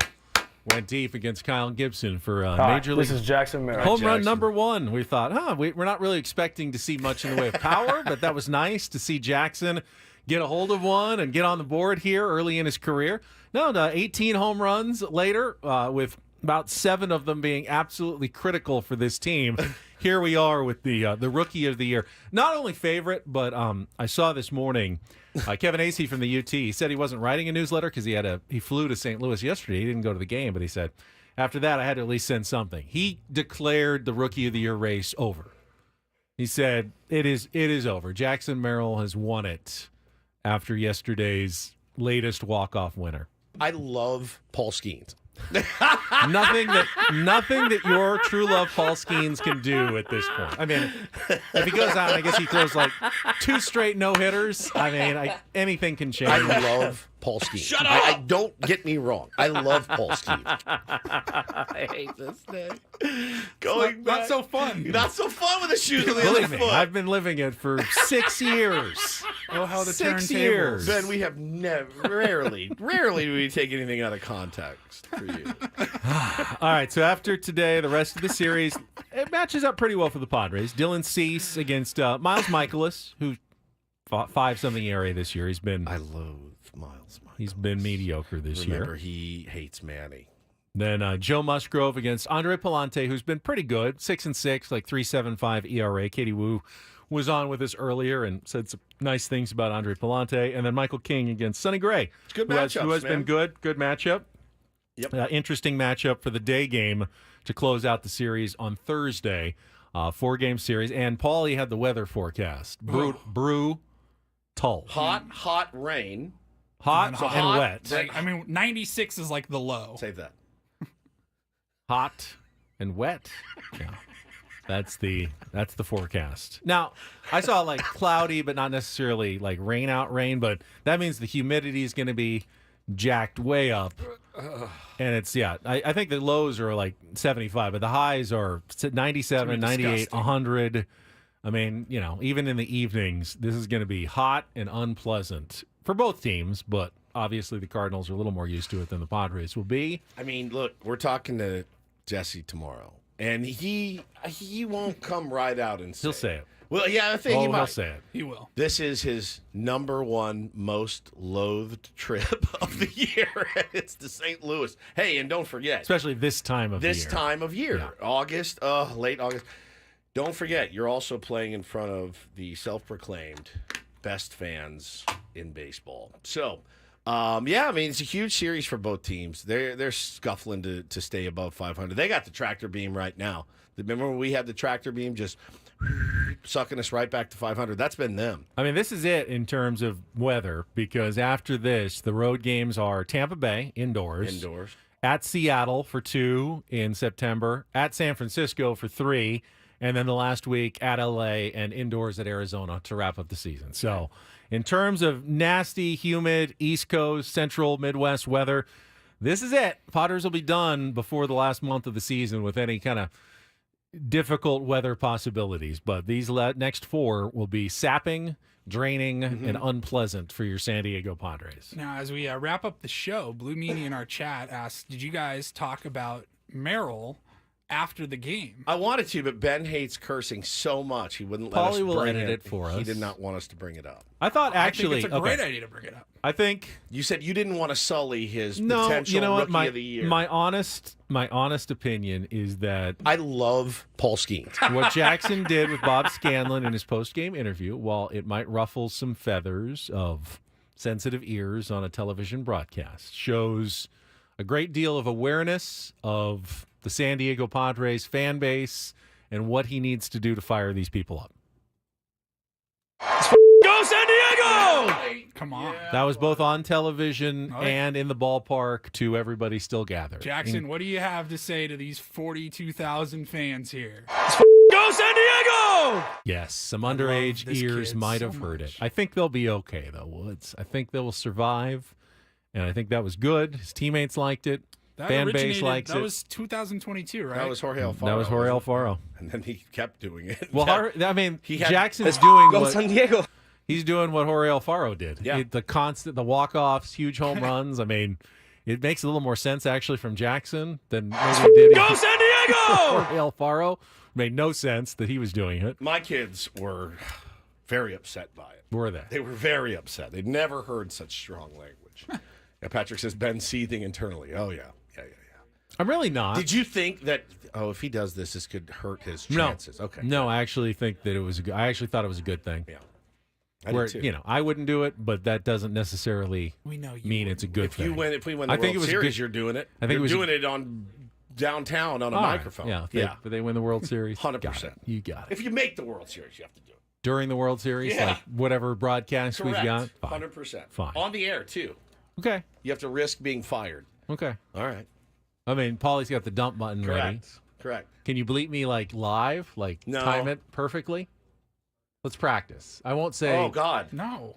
That's a terrible idea. I won't say the actual word. I'll pretend, and then you can just bleep me out. Mm-hmm. Maybe tomorrow. All right, that's it. Try it. Let's freaking go San Diego. That scared me to death, dude. Don't ever do that again. You did pretty good there. That was nice. really good. That was pretty good. We're never doing that game again. To do it in the last 15 seconds of the show. You stupid mother. For Paulie Reindl, for Stephen Woods, I'm Ben Higgins. Annie and Elston coming up next on San Diego's #1 sports station, 97.3 The Fan. So long, everybody.